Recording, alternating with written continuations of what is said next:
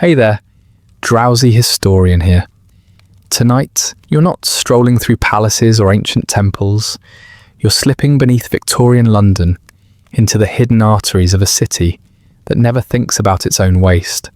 Down here, beneath the cobbles and the chimneys, the air is thick, the brickwork sweats, and the lantern in your hand is the only thing keeping the darkness at a polite distance.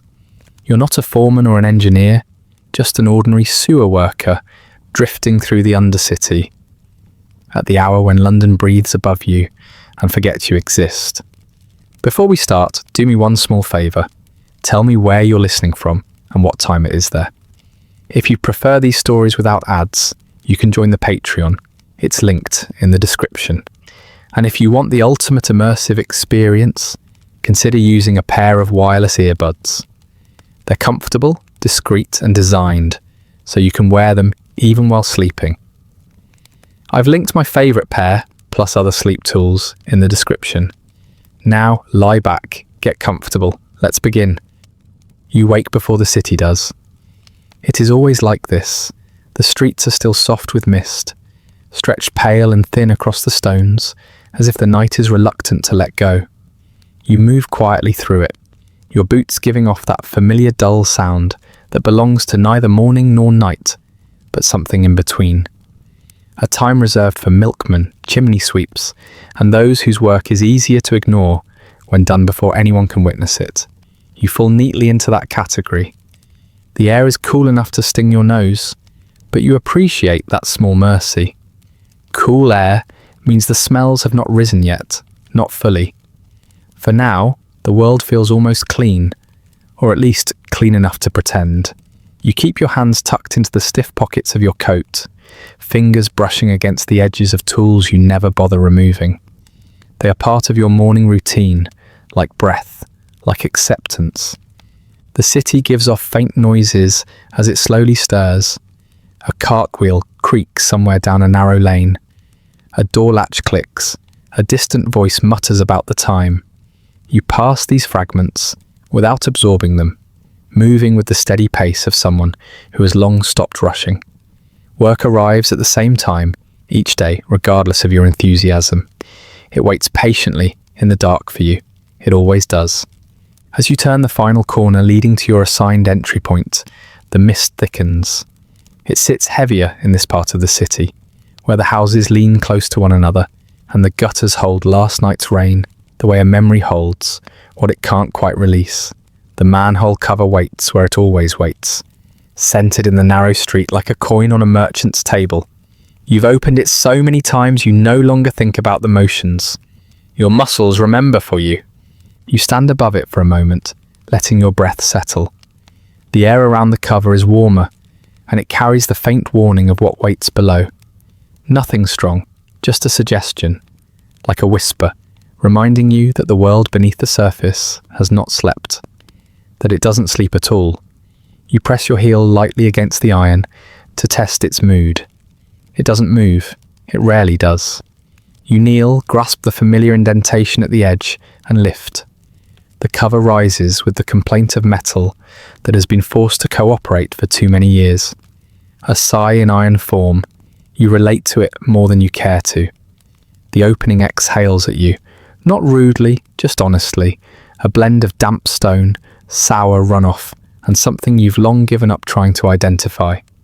People above ground like to give the sewer a single smell, as though the human imagination can only tolerate one unpleasant detail at a time. But down below, the air is layered, complicated, almost artistic in its unpleasantness. Your lantern hangs by your side, unlit for the moment. You do not waste fuel where daylight is still an option. You simply stand there for a moment, peering into the mouth of the city's underside. It feels like looking at an obligation carved into the earth. Dark, patient, inevitable. You breathe once, slowly, and let the morning chill settle into your bones, the way a prelude settles into a song. When you finally light the lantern, the flame jumps too eagerly, as if it doesn't know what it's in for. You lower it through the opening first, watching the warm glow stretch itself over damp brick and pooled water below. The light makes the darkness look almost shy, stepping back just enough to show you the ladder rungs. They shine slightly from the night's condensation, each one slick and narrow. They lead down into the dimness with all the ceremony of a formal invitation, though you sometimes suspect it's more of a summons. You grip the sides of the opening, testing your balance before beginning the descent. The metal is cold beneath your gloves, grounding you in a quiet, resigned way. You swing your leg onto the first rung. The iron hums faintly under your weight, a vibration that travels through your boot, up your leg, into your bones. You've come to appreciate that sensation. It tells you the structure is still holding. The sounds of the street fade as you lower yourself slowly. By the fourth rung, the surface world is merely a suggestion above your head. By the eighth, the mist feels like it belongs to someone else's morning. The lantern, now hanging from your belt, casts enough light to paint the narrow walls in shades of dull amber. Everything glistens. Everything drips. Everything waits. Your boots touch the ground at last, though ground is a generous term. The floor is uneven stone, half submerged under shallow water that never decides whether it wants to flow or linger. It settles into its usual compromise, a slow forward shuffle toward the city's deeper arteries. You know its pace by heart. You could almost walk in time with it. The ceiling hangs low, as though the weight of London presses down directly onto your shoulders. And in a sense, it does. Every household, every tavern, every factory, every kitchen, every stable, every moment of living above, it all drains into this quiet, unseen place where you stand. You lift the lantern and begin walking. The flame flickers a little, unsure of the damp air, yet stubborn enough to continue. You respect that about fire. It behaves like a worker, ill-suited to the conditions, but committed out of sheer obligation. As you move forward, your boots make a soft, deliberate sound against the shallow water, a sound that marks your presence without announcing it loudly. Nothing below ground likes loud noises. Down here, everything feels as though it must be approached gently, including the silence. You follow the tunnel's curve, your breath slow and steady, your steps practiced. The day's work hasn't begun yet, but it has already wrapped itself around you. Just the act of being here is a kind of labour, a quiet endurance, a willingness to return to the places others pretend do not exist. A soft trickle echoes somewhere ahead, water slipping through a crack in the brickwork. You recognise the rhythm instantly. You know this tunnel as well as you know the creases of your own hands. You've memorised every sound it produces, the slow drip that marks a minor leak, the hollow plunk that warns of a loose stone, the subtle rattle that tells you rats are nearby, but uninterested in you for the moment. All of them blend into a strange sort of music, predictable enough to be comforting in its own bleak way. You pause where the tunnel widens slightly. Here, the roof arches higher, and the walls appear less burdened. The lantern light stretches a little further, revealing moss clinging to the stones in delicate ribbons.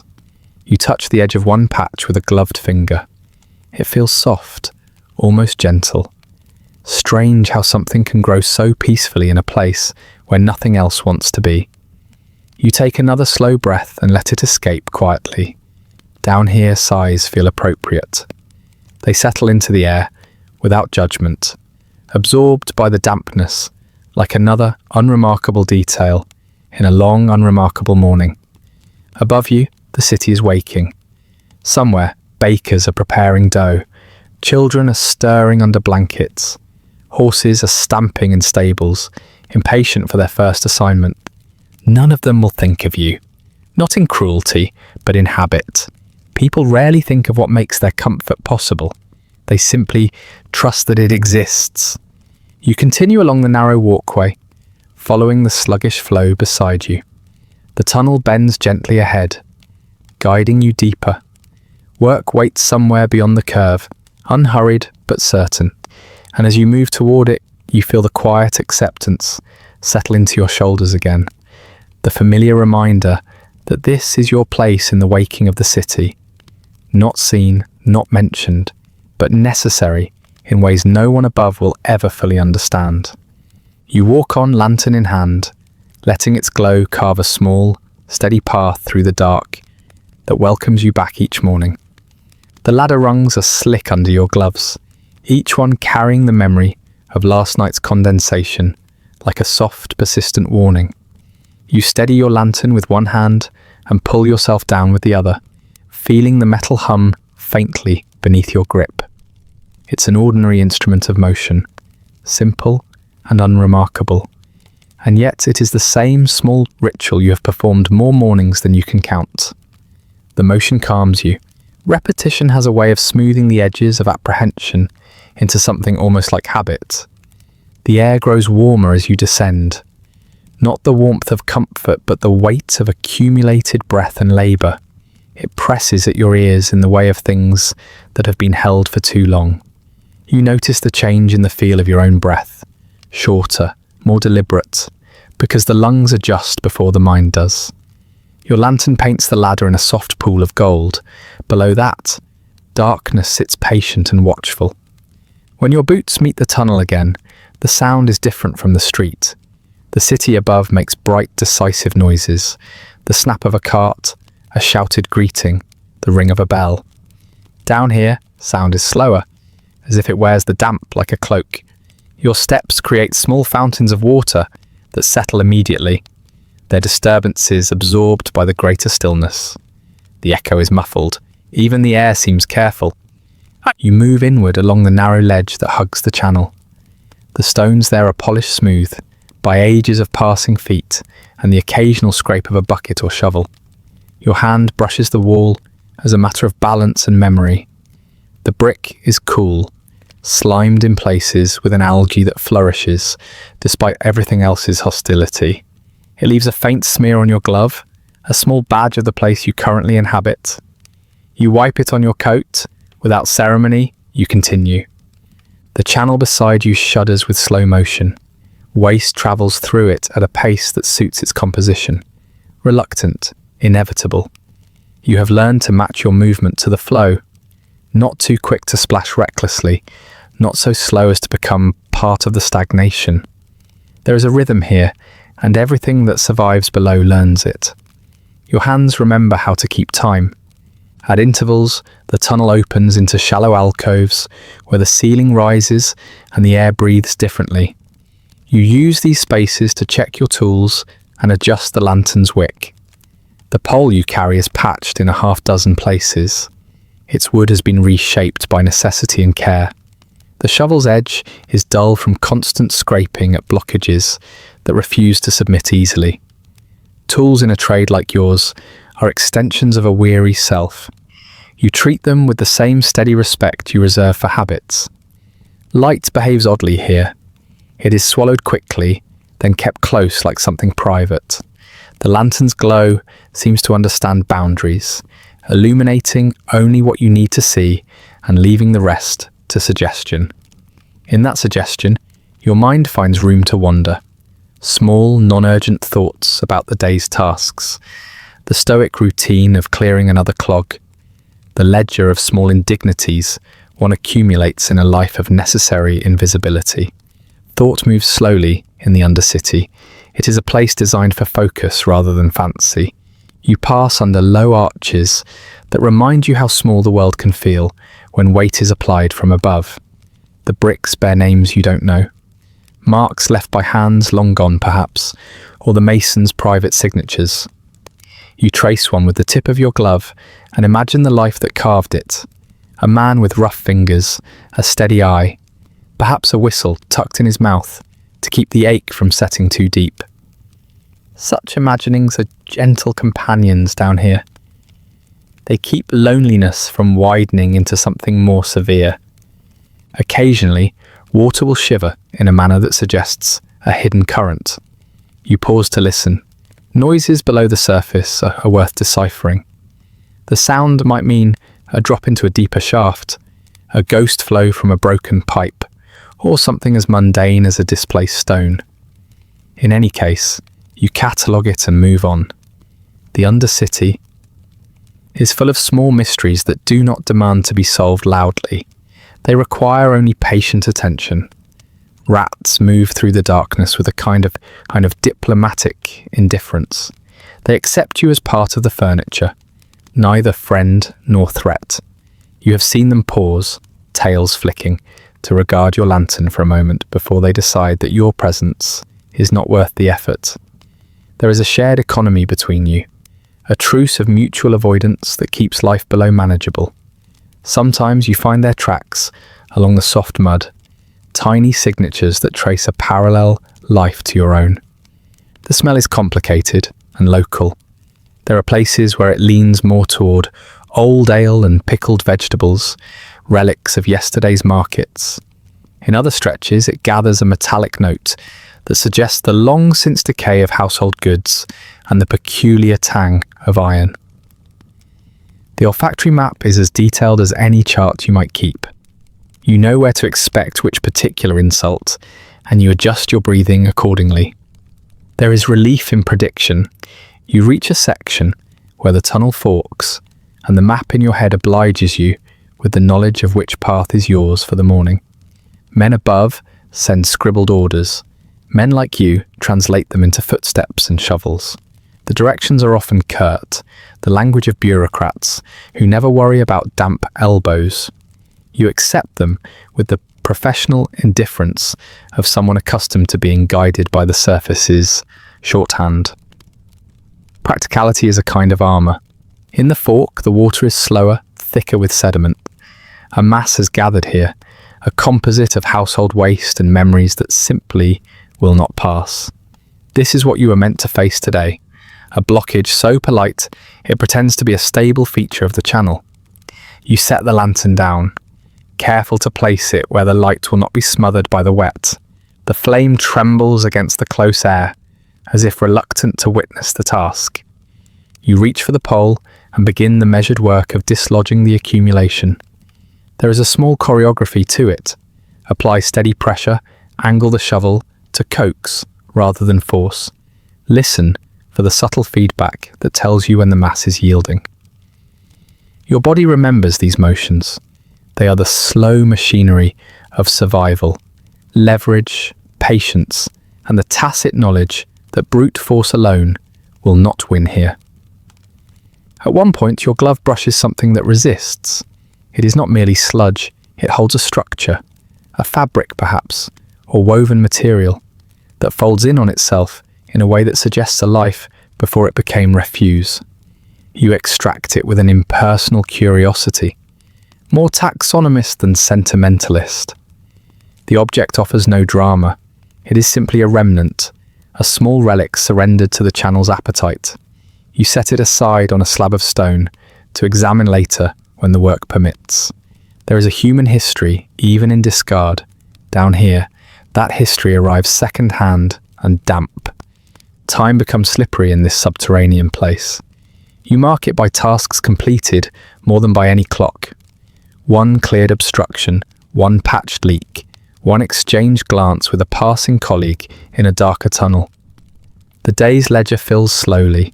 There is comfort in such incremental progress. Each small victory is an unremarkable act of restoration, a return of order to an indifferent system. Your hands grow colder despite the air's weight, a curious trait of damp places where warmth arrives only fleetingly. You rub them together under your coat and think, for a brief second, of the surface's promised warmth, boiling porridge, a kettle's steady shriek, the uncomplicated comfort of being washed. These are private small things you keep like talismans to be consulted later.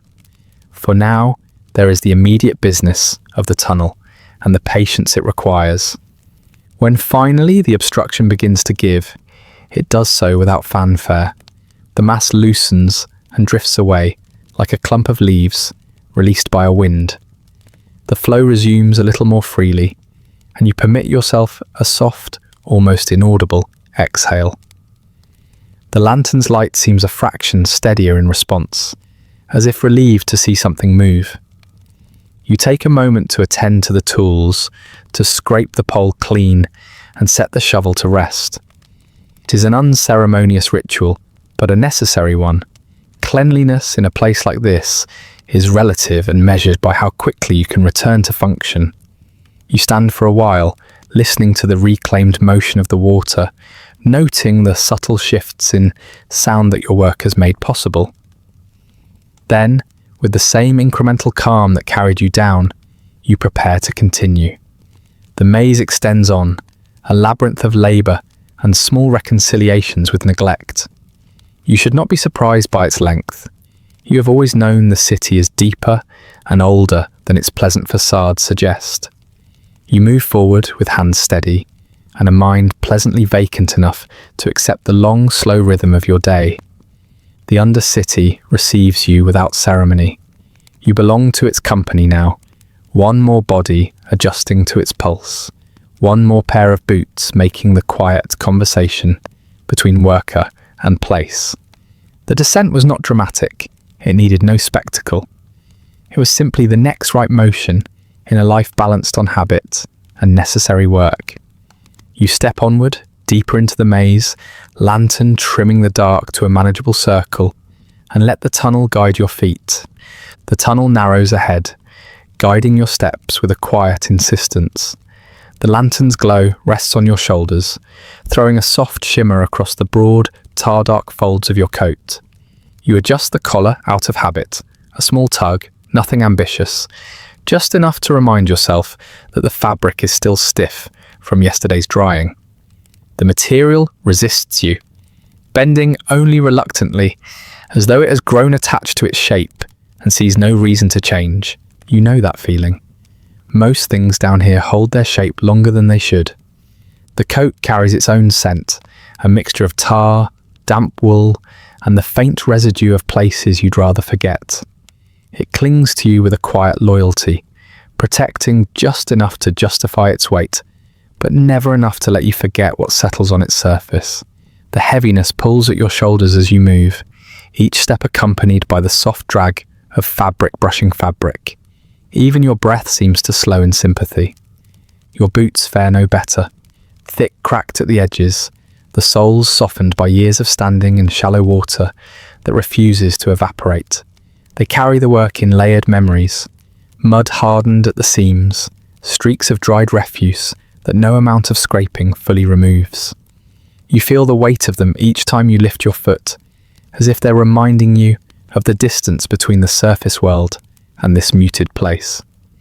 You shift your stance slightly, listening to the quiet creak of leather that has surrendered to dampness more times than you can count. The sound echoes lightly off the brick, blending with the steady drip of water somewhere behind you. Down here, even your own uniform becomes part of the acoustics, part of the environment, another object softened by long exposure.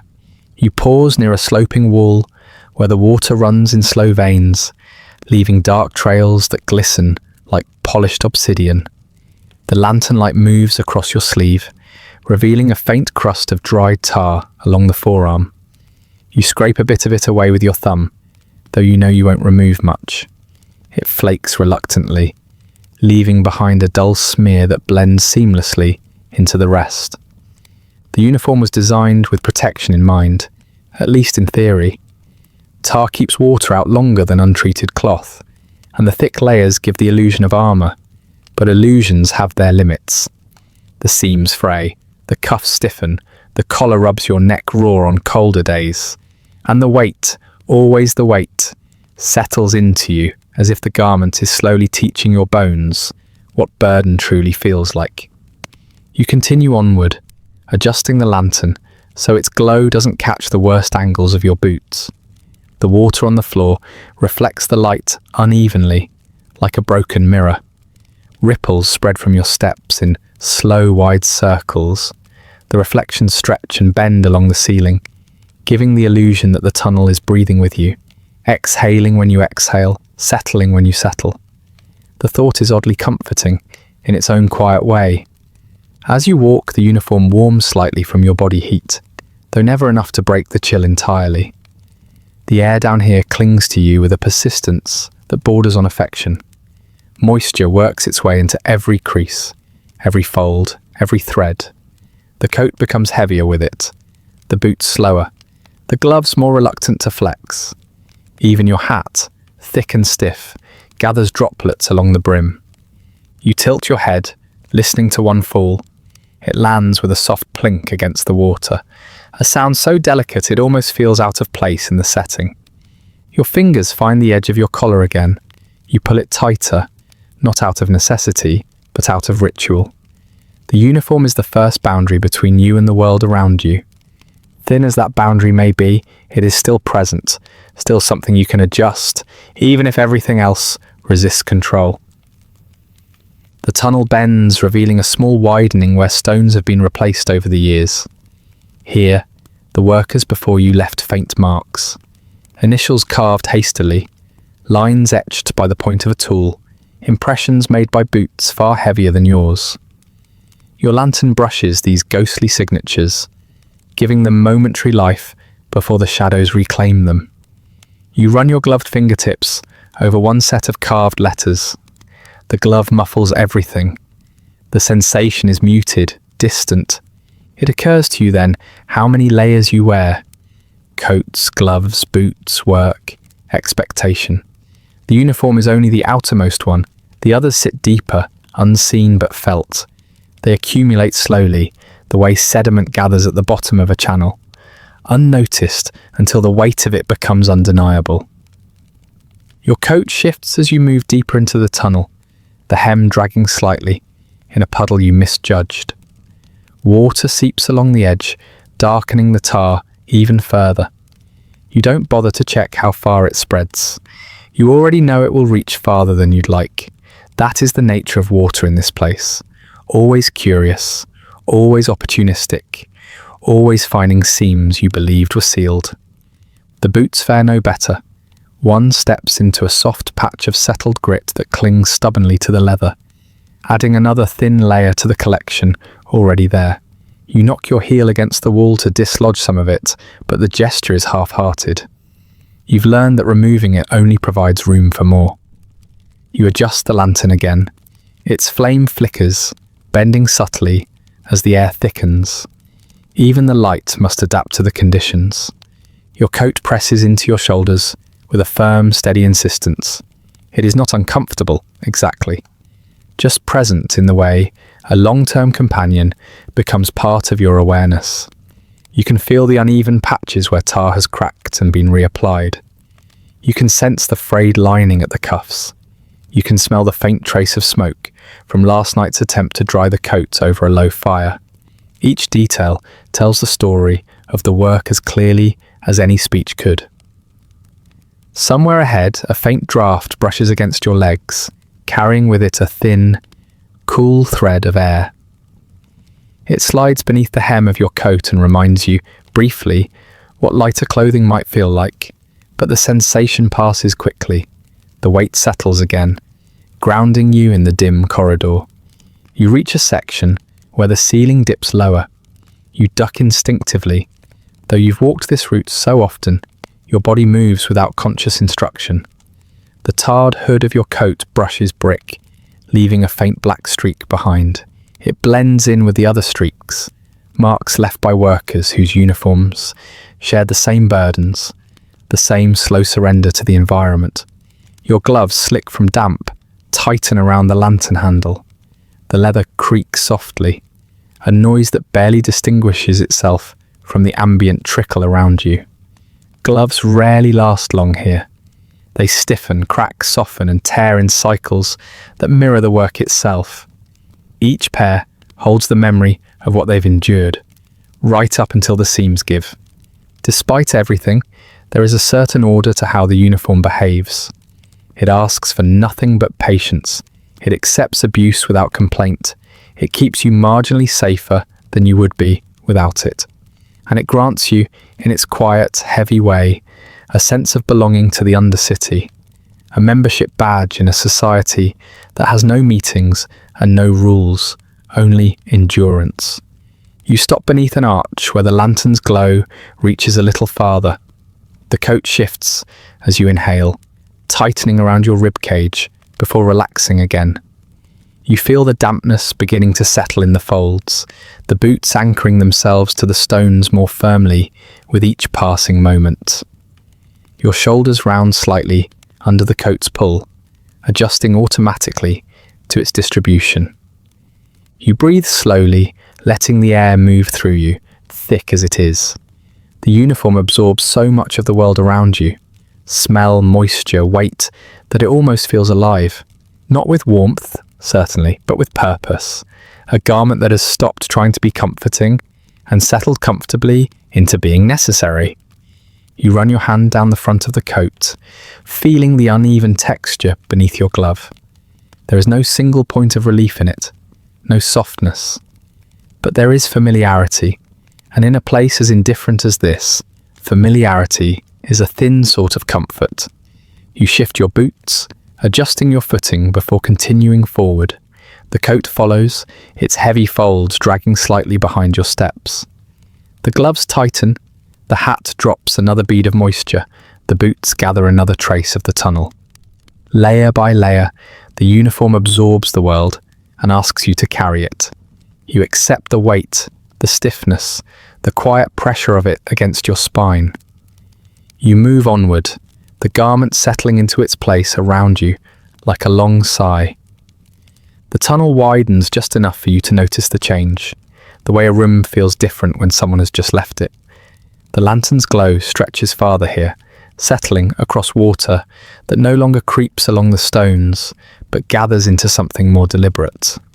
You adjust your footing on the narrow ledge, feeling the soft give of moisture beneath your soles, and let your eyes settle on the slow-moving current beside you. The main channel always greets you the same way, with indifference. It does not rush or churn or hurry. It moves at a pace that suggests resignation, as though the waste of thousands of households has agreed to drift together in one long reluctant procession. You watch it for a moment, noting the soft roll of its surface, the muted colours blending into one another under the lantern's modest reach. The motion is steady, unambitious, and entirely predictable. The predictability helps. In a place where nothing smells pleasant and nothing shines clean, consistency becomes a strange form of comfort. You breathe out slowly, allowing the air to settle in your lungs before releasing it again.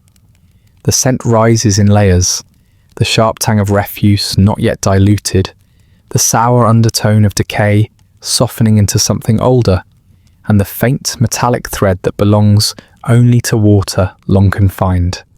Each inhalation brings a new arrangement of familiar notes, a shifting orchestra of unpleasantness that somehow manages not to startle anymore. Your coat drags slightly as you walk, the heavy bottom edge brushing against the ledge's uneven stones. The sound blends into the quiet, the low scuff of leather softened by damp air. The channel's surface ripples in small tired patterns, disturbed by the shifting flow or a stray object drifting lazily at the edge. You lean forward just enough to observe it, a scrap of cloth swirling aimlessly before being pulled onward, a reminder that every discarded thing eventually joins this river, whether intentionally or not. The ledge beneath your feet narrows briefly where the bricks have worn unevenly. You adjust without thinking, shifting your weight to maintain balance. Your boots meet the stones with a dull, steady rhythm, keeping time with the soft lapping of the current. There is no rush here. The world above may chase deadlines and bells, but the undercity moves according to its own calendar, one that marks time in slow erosion and accumulated sediment. As you walk, the tunnel walls begin to change colour. Shades of brown shift into darker hues, the brick increasingly stained by years of exposure. The moisture clings stubbornly, catching the lantern's glow and turning it into small, trembling reflections. You run your gloved fingertips along the wall briefly, more out of habit than curiosity. The texture is slick, cool and alive in its own quiet way. Layers of time cling to each surface down here. Whether they intend to or not, the air thickens slightly. It always does near the main flow. You slow your breathing without noticing, taking shallower, paced inhalations that you've trained yourself to use during long shifts. The body learns what the mind no longer bothers to protest. Still, the smell presses at your senses with its familiar insistence, rising in soft waves like something tired of hiding. The lantern flickers as you tilt it toward the current. Under the light, the surface reveals its texture, a sluggish movement broken only by the occasional swirl, the faint reflection of the flame bending and stretching over water that has carried far too much for far too long. You follow the movement with quiet attention, tracing the slow drift of refuse as it disappears into darkness ahead. Objects rise briefly before being swallowed again. A piece of wood softened to the point of collapse, a smear of what used to be paper, a knot of rags tangled against itself. Each item tells a story you're not meant to know, yet you feel their presence like the faint echo of conversations overheard through a wall. You adjust your grip on the lantern. The handle has grown slightly warm from your touch, though the air around you remains cool and damp. The flame steadies, settling back into its usual patient dance. The light glides across the water as you take another step forward, keeping pace with its slow drift. Further ahead, the channel widens again, forming a quiet basin where the flow hesitates before continuing its journey. Sediment has gathered along the edges in soft mounds, the water darkening there as though tired of its burden. You step carefully. These areas often hide slick patches that test even the most practiced footing. Your boots find purchase, but only just.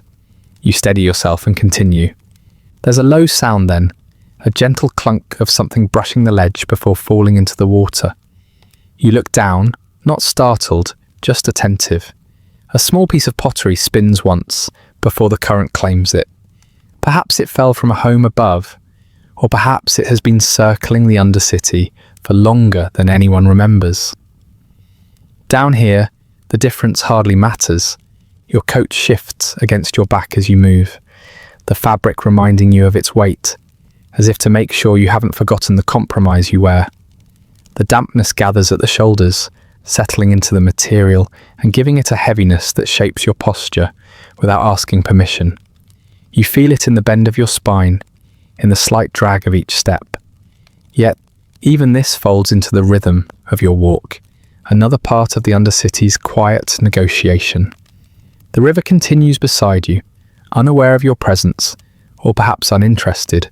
Its sound blends with the faint trickle of water seeping through cracks in the ceiling. Occasionally, droplets fall into the channel, sending momentary ripples that break and reform without complaint. The tunnel seems to breathe with these small motions, expanding and contracting in ways too subtle to notice if you move too quickly, which you never do. A faint draft slips along the tunnel floor, brushing your ankles. It carries with it a shifting scent, one moment sharper, the next softened by moisture. You inhale just enough to note the change, then shift your focus back to the path. Here, the ledge widens again, offering a rare sense of space. Your steps sound less compressed, the channel's voice a little more open. There is a strange beauty in the consistency of it all, the way the water continues without needing permission, the way the refuse finds its place among currents that do not judge, the way the stones bear the weight of centuries without demanding acknowledgement. Even the smells, layered as they are, follow an order you've come to understand, a kind of tired logic formed by repetition. You pause briefly at a point where the tunnel ceiling arches higher. The lantern glow reaches the curve of the brickwork, revealing patterns left by long-gone builders. The water below brightens just slightly, taking on a dim amber tint from the flame. You let your gaze rest on the movement, the way light and liquid meet for a moment before diverging again. Then you continue, step after measured step, the river beside you, adjusting its voice as the channel narrows, then widens, then narrows again. The flow may be slow, but it is constant, steady in its endurance. You follow it without haste, letting it guide the cadence of your walk.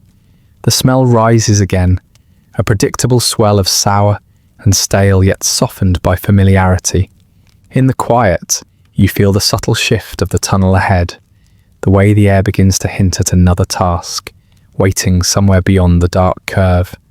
Not a surprise, not a burden, just another part of the long, unbroken movement of the day. You lift the lantern slightly, letting its glow stretch farther along the water's surface. The flame leans toward the flow, as if listening. You move on, the river keeping pace beside you, patient in its slow procession. The flow beside you settles into a quieter rhythm, the water flattening into a muted sheen that reflects just enough lantern light to guide your steps. The tunnel bends, softening into a straight passage, and the space around you widens just enough for a small alcove to appear in the wall. You pause there, not out of urgency, but out of habit, letting the dimness settle before tending to the tools that have followed you further into this underworld than any companion ever has. You shift the lantern to your opposite hand, feeling the familiar heat press through the tar-dark glove. The handle has shaped itself to your grip over the years, each rough edge worn down by repetition until it feels almost like an extension of your bones. Its glow steadies the air around you, pushing back just enough shadow to give structure to the space. In the lantern's gentle sway, the tunnel appears to breathe with a slow, indifferent patience.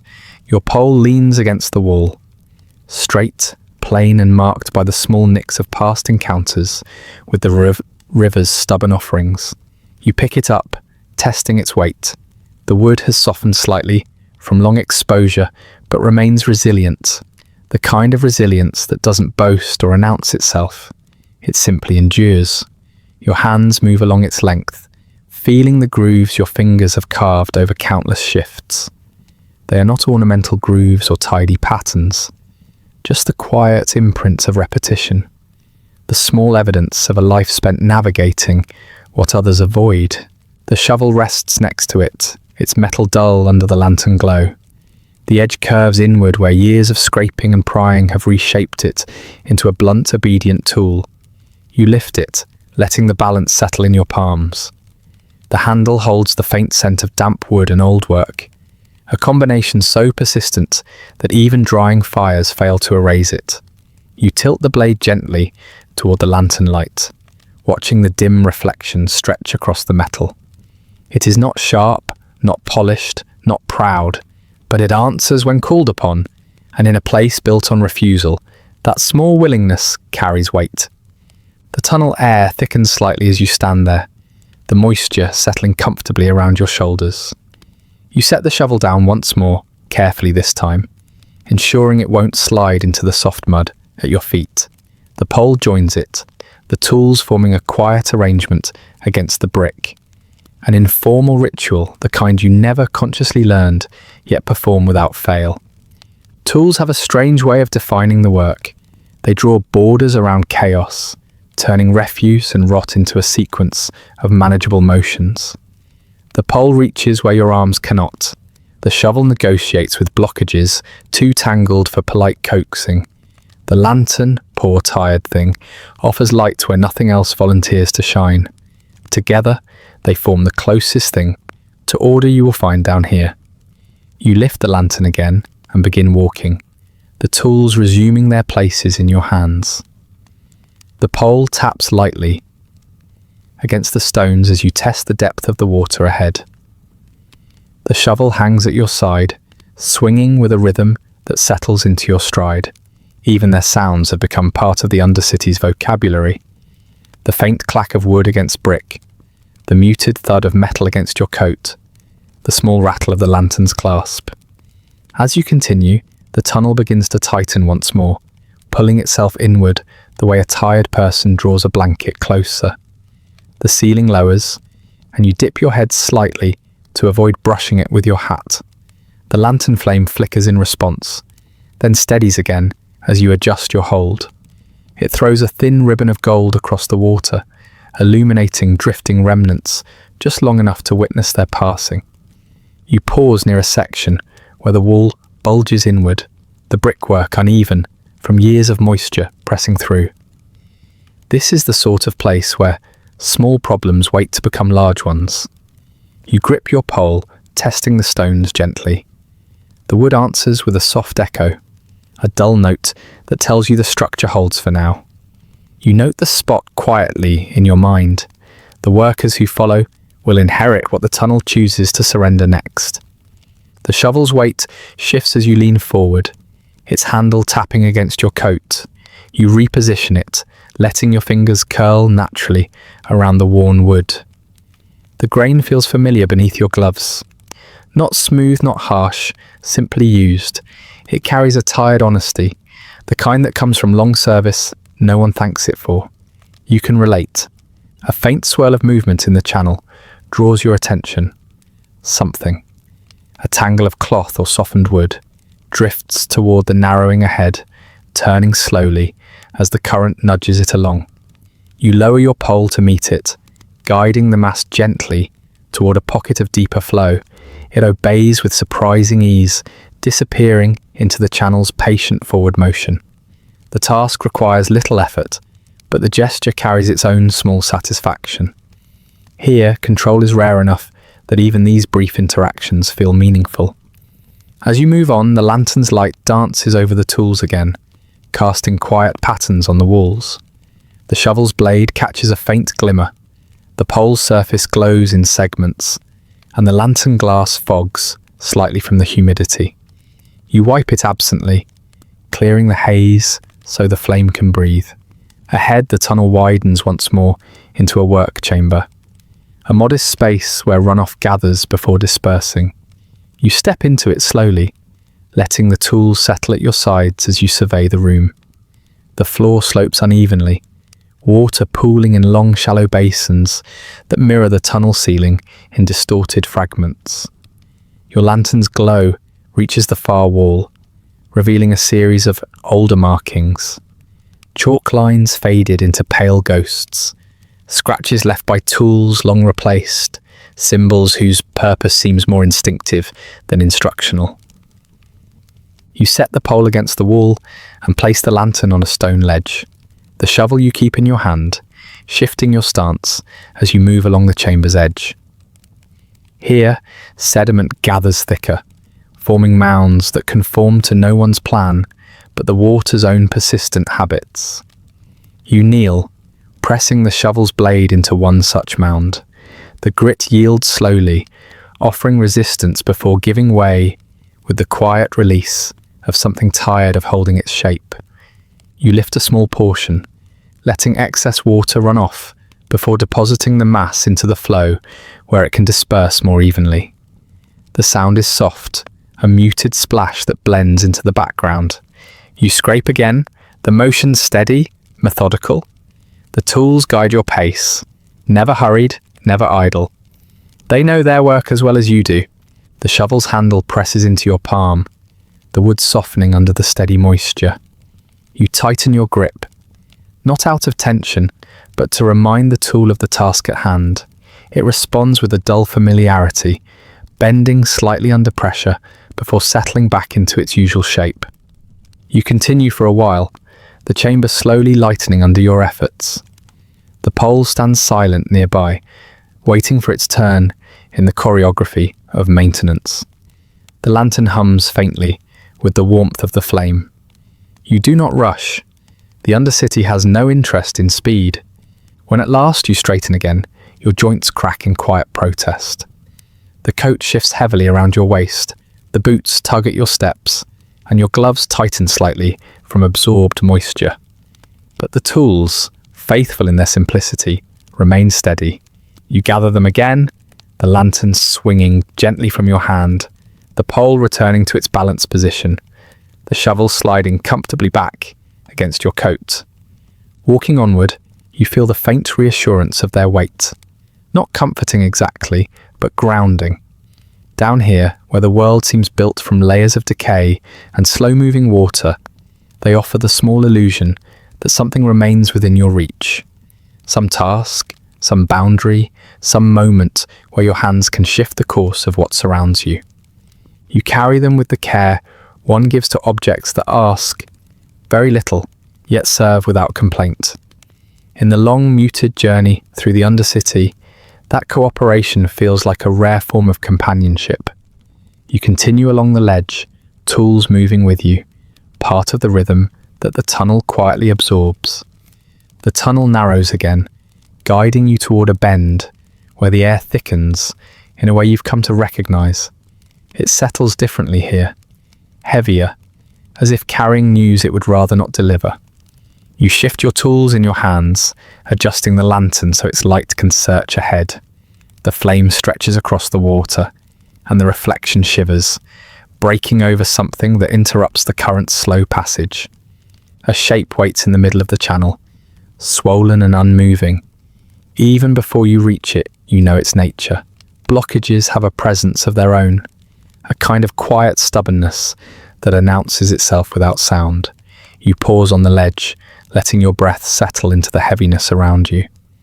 The river of refuse pushes gently against the obstruction, as though attempting to negotiate passage, but the mass answers with passive resistance, content to remain exactly where it should not be. You step closer, the ledge damp beneath your boots. The lantern reveals the obstruction more clearly now. A tangled body of cloth, sodden straw, and whatever else decided to cling to it for the journey. These masses rarely form neatly. They build themselves haphazardly, collecting along the way until the weight becomes too great to drift. Then they settle here, inconvenienced by their own existence and relying on you to offer the blunt courtesy of removal. You let out a quiet sigh, barely a sound, more like an exhale that didn't bother announcing itself. Not frustration, not dread, just acknowledgement. The kind of exhale that belongs to someone who has performed this same task more times than memory volunteers to count. Your pole comes first. You ease its end into the water, feeling resistance give way to the soft, reluctant pushback of saturated material. The mass shifts slightly, then stops again, the current nudging it gently, as if encouraging you to try harder. You adjust your grip and wedge the pole deeper, guiding the obstruction away from the walls. The pole bends a little, complaining in its wooden way, but not enough to deter you. The water thickens around the mass, dark and sluggish as it begins to tilt. You watch the movement with patience. Down here, nothing surrenders quickly. Even waste has a personality, quietly defiant, determined to remain where it has lodged itself. You press again, this time angling the pole to coax it into a rotation. The lantern flickers, shadows stretching across the bricks, as if leaning in to witness the negotiation. You manage to shift the blockage enough to see more of what lies tangled within it. A torn scrap of fabric clings stubbornly to the rest, trailing threads that float like exhausted streamers. Beneath that, the limp outline of straw bulges awkwardly, trapped in a network of string and softened debris. You prod the edges, seeking a point where the structure weakens. The mass resists briefly, then sags inward with the weary resignation of something that finally accepts its fate. Still, it will not move freely, not yet. You set the pole aside for a moment and pick up the shovel. Its weight settles into your hand, familiar, grounding. You lower the blade into the water, pressing it beneath the obstruction with slow, deliberate care. The shovel slides under a section of the mass, lifting it slightly. Water pours off the surface, carrying with it flecks of waste that drift lazily downstream. You tilt the shovel forward, urging the stubborn lump to break apart, but it clings to itself with the persistence of things that have been ignored too long. You press again. The blade pushes deeper, cutting through a layer of soft material. A small piece tears free and floats off, quickly swallowed by the current. You continue in steady motions, lift, coax, loosen, your rhythm matching the quiet pulse of the tunnel. The process demands patience more than strength, and patience is something this place has taught here, with unyielding consistency. For a moment, the obstruction shifts unexpectedly, knocking against the shovel and splashing water onto your coat. It leaves a dark, spreading patch near the hem. You glance at it, then let the moment pass. Down here, water takes liberties, with no sense of apology. You adjust your footing, boots gripping the stones as you lean in for better leverage. The lantern casts a warm pool of light over your shoulder, revealing the uneven motion of the mass. You push once more, steadily, with the weight of someone who knows exactly how much effort to apply, and a large section finally breaks apart. It drifts away in chunks, dissolving into the sluggish current. The river accepts the offering without gratitude. It simply resumes its motion, unchanged in demeanour. Another piece follows, then another, each one detaching with a soft, wet sound that blends into the ambient murmur of the channel. You pause to rest your hands on the shovel. The air smells different now, older perhaps, or simply stirred by the disruption. You breathe through it, slow and measured. The lantern flickers again, its flame bending toward the movement of the water, as though curious. When the path seems clearer, you use the pole to guide the remaining fragments.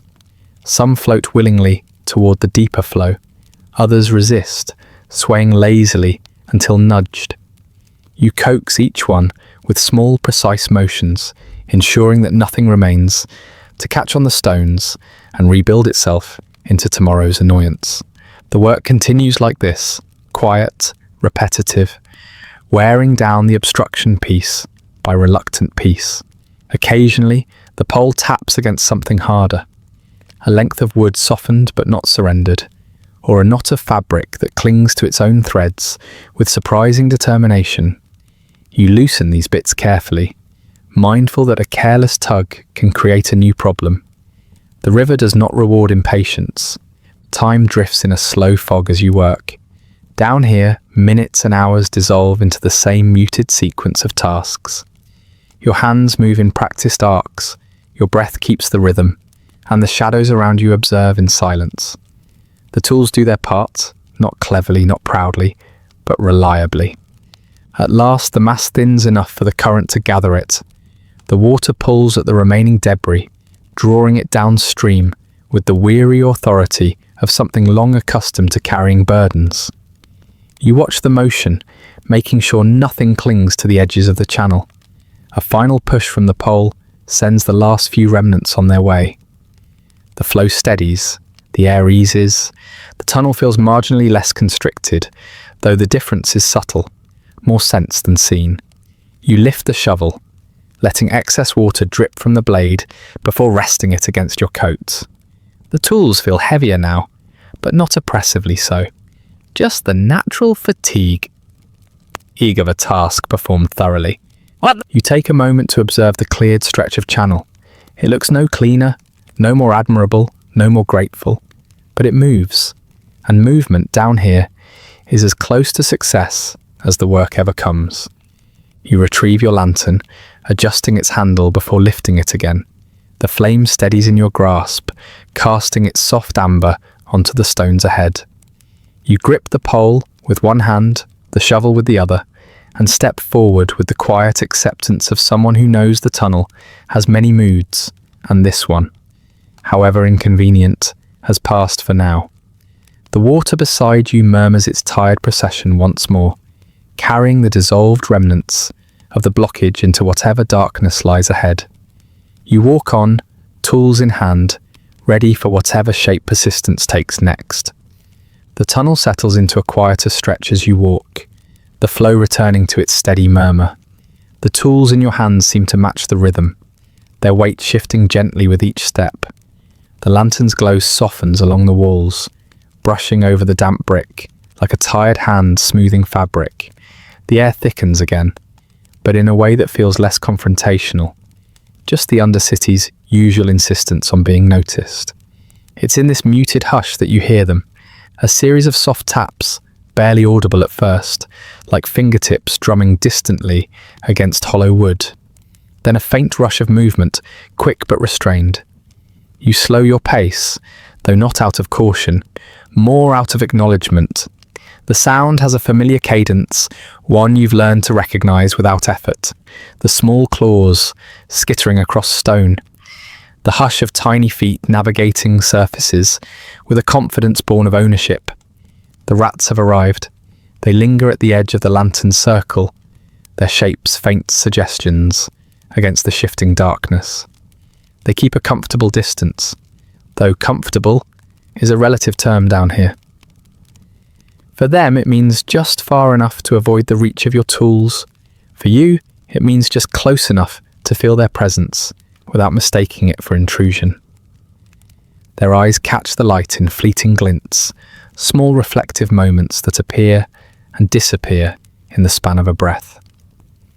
You hear the soft whisper of their movements along the channel, the careful tapping of claws on stone, the occasional splash of one misjudging distance and landing momentarily in the water before scampering out again. The sound blends neatly into the tunnel's natural music. You continue walking, and they adjust their pace to match yours, not following, not leading, simply moving beside you with the quiet assurance of long-time residents escorting a guest through their territory. They neither welcome nor reject you. Their regard feels more like observation than accompaniment, as though they're evaluating your place in the order of this world, beneath the world. You shift your lantern slightly to illuminate the ledge ahead. The flame bends to catch the motion, revealing 3 silhouettes perched near a cluster of stones. They freeze when the light touches them, bodies still as though carved from the shadows themselves. But their whiskers twitch, betraying their patience. After a moment, they step aside, making room on the ledge, as if yielding to a worker whose tasks they've witnessed enough times to anticipate. There is no conversation, of course, no nod or gesture, just silent choreography, the shared understanding that you and they coexist. In a space shaped by waste and necessity, you walk past them, your boots sending faint tremors through the stone. They return to movement once the tremor fades. The smell in this part of the tunnel shifts in subtle ways. You've learned to read such changes, though not with precision, more as a sense, a feeling that the air has adopted new layers. The rats respond to these changes before you do. You see it in the way they pause, turning their heads to some detail just out of your reach. Their senses map the Undercity in a way no engineer could replicate. You watch one rat stop at the edge of the channel, standing on its hind legs to sniff the air. It remains still for a long moment, whiskers quivering with each inhale. Something in the water tells its own story, perhaps the hint of a shifting current, or the faint trace of a new substance drifting downstream. The rat decides its consideration is complete and drops back to all fours, disappearing beneath a low arch. You do not try to interpret its conclusion. The Undercity has hierarchies of knowledge, and the rats belong to one far deeper than yours. As you move deeper, their numbers shift. One disappears into a crevice, another emerges from under a broken pipe, a third skirts the far side of the channel, where the ledge narrows to a sliver. They travel with you like quiet guardians, though the word guardian feels too sentimental. They're simply present, in the way the damp and the echoes are present, part of the place's character. The lantern's light glances off a cluster of small eyes farther ahead. A few rats sit on a protruding stone ledge, washing their faces with meticulous care. Their movements are surprisingly graceful, each stroke of their paws deliberate and efficient. Down here, even grooming becomes practical. You find yourself briefly admiring their focus, their ability to maintain routine despite the surroundings. It's not so different from your own work, really. Persistence expressed in different forms. One rat steps down from the ledge, crossing the path directly in front of your boots. You pause to let it pass. It moves briskly, but without panic, its tail trailing behind like a thin thread marking its passage. When it reaches the far side, it stops and looks back at you. Not curious, not cautious, simply acknowledging the shared moment before continuing into the dark. You walk on, tools shifting in your hands. The shovel's metal blade clinks softly against your coat. The pole taps once against the stones as you adjust its angle. These sounds do not disrupt the rats. They've grown accustomed to the noises of workers navigating the tunnels. If anything, the sounds confirm your presence as something predictable in an otherwise unpredictable environment. The flow of water deepens slightly ahead, the channel widening into a shadowed basin. The rats reach it before you do, scattering around the edges with a fluidity that suggests they know every uneven stone, every trickling pocket of runoff. A few dip their noses into the water, testing it with the caution of creatures that have learned the cost of carelessness. They drink only briefly before retreating to dry ground, shaking droplets from their whiskers.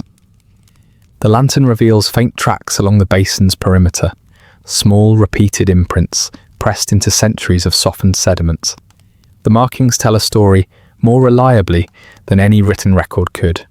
Pathways travelled again and again, daily routes of creatures who have formed their own map of this place.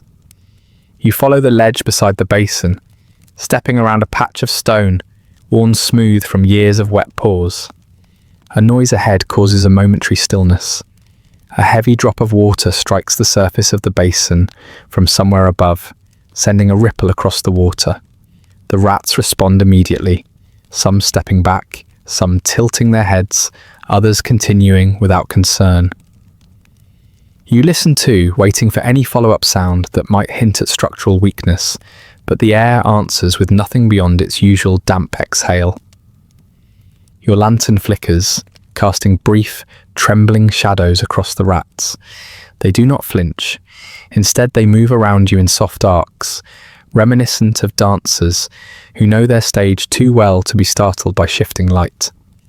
Occasionally, one stops near your boot, sniffing lightly at the edge of your coat before returning to its business.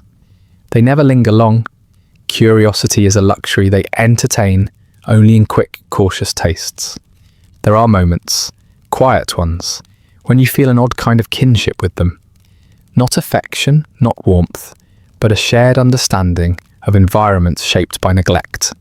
You both navigate what others choose not to see. You both adapt without applause. You both learn the contours of darkness and make sense of it in your own ways. You step around a low arch where the ceiling dips sharply, ducking to avoid brushing it with your hat. The rats vanish into the smaller spaces, disappearing through gaps barely the width of a fist. You hear them ahead, a faint scrabble, a soft patter, before they reappear at a safer distance. They seem to travel both with you and ahead of you, the way wind carries scent before sound. Your boots find a firmer stretch of ledge. The flow beside you grows smoother, the water assuming a glassy calm that mirrors the lantern flame in wavering strokes. The rats gather here in loose clusters, perched on stones or crouched near the edges. They watch the water as if something in its movements speaks to them in a language too subtle for human perception. You stand for a moment, letting the stillness envelop you. The tools rest in your hands, the coat presses lightly against your back, and the only sound is the faint, restless whisper of your silent companions. One rat sits upright on its haunches, its nose twitching thoughtfully as it regards you. There is no fear in the gesture, only recognition. In the end, the rats accept your presence the way they accept everything in the Undercity. Quietly, without praise or complaint, they continue along the path as you resume walking, guiding themselves by instinct and familiarity. You follow your own route, guided by lantern light and responsibility. The tunnel narrows once more, and the rats slip into the darkness ahead, their shapes dissolving into the quiet like a thought fading from the mind. You walk on, accompanied by the lingering impression of tiny claws tapping softly in the spaces just out of sight. You feel the change before you fully register it. The warmth of your breath meets heavier currents that cling to your skin, coating your lungs with a thickness that makes each inhale deliberate. You pause briefly and let the feeling settle, adjusting your breathing to the slower, steadier rhythm that always serves you best in these older passages. The metallic taste arrives soon after, brushing the back of your tongue with a faint tang, that suggests minerals, rust, and years of quiet neglect. The tunnel opens into a wider chamber, though the nickname chamber feels generous. It is less a room and more a place where the architecture gave up on order, letting the bricks slump into the shape that time preferred. Moisture drips in thin lines along the walls, collecting at the base in shallow pools that reflect the lantern light in tired, trembling patches. You step around them, listening to the way the sound of your boots changes, less echo, more absorption, as though even noise grows weary here. The air grows stiller as you move inward, pockets of stagnant heaviness rising and falling with each shift of the tunnel's shape. You breathe through it calmly. The scent is layered in a way that defies quick understanding. Old sewage softened by decades, the mineral tang of stone too long saturated, and the faintest trace of something like mould that refuses to be more specific. It hovers just out of reach, a reminder that some details of the Undercity prefer not to introduce themselves. Your lantern flickers, but not from any draught. The flame reacts instead to the density of the air, its edges curling inward like a sigh collapsing on itself. You raise the lantern slightly, giving it a moment to steady. The glow clings closer than usual, reluctant to venture into the open. Even light has its limits down here. Ahead, the tunnel narrows into a passage abandoned before your time, and likely before anyone bothered to chart it properly. Engineers once walked these routes with blueprints and optimism, penciling in plans that outlived their usefulness as the city expanded above. The Undercity obeys no blueprint for long. It shifts, swells, and reshapes itself according to the currents that run through it, both visible and invisible. You step into the older passage, adjusting the tools in your hands. The pole scrapes softly against the wall as you test the space. The brick gives under your touch, not enough to crumble, but enough to remind you that the structure is aging in ways no one on the surface remembers to care about. You press lightly again, not probing, just listening. The wall responds with a muted throb, and the vibration lingers in your palm longer than you'd like. The air here sits unmoving, layered in a way that feels physical. Each breath you draw tastes like it has been waiting for someone to collect it. You breathe out slowly, letting the heavy air drift from your lungs as gently as possible. This is the kind of place where even exhalation feels like a negotiation. The tunnel ahead reveals the faint outline of an older drainage conduit, its mouth half collapsed, its purpose forgotten. Water still drifts toward it, though the passage no longer cooperates. The flow pools at the base, forming a shallow expanse of motionless liquid, where debris gathers in slow, defeated spirals. You watch the surface, noting how the lantern's reflection warps across it, disrupted by nothing but the quiet tremor of your own breath. You step closer, your boots sinking slightly into the softened sediment along the edge. The ground feels less certain here, as though the earth itself is contemplating whether to hold you.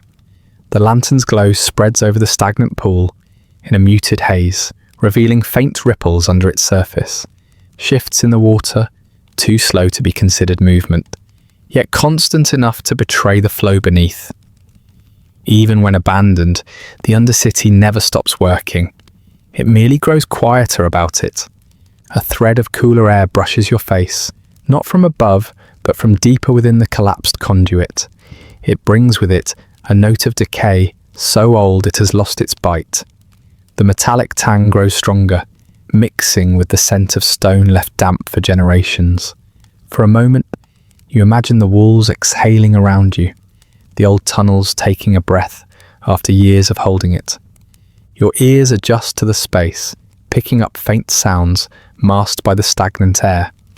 A soft drip in the distance, the whisper of settling sediment, the slow, reluctant slide of water trying to find its route through an abandoned maze. The noises are subdued, each one absorbed by the thickness of the air before it can travel far.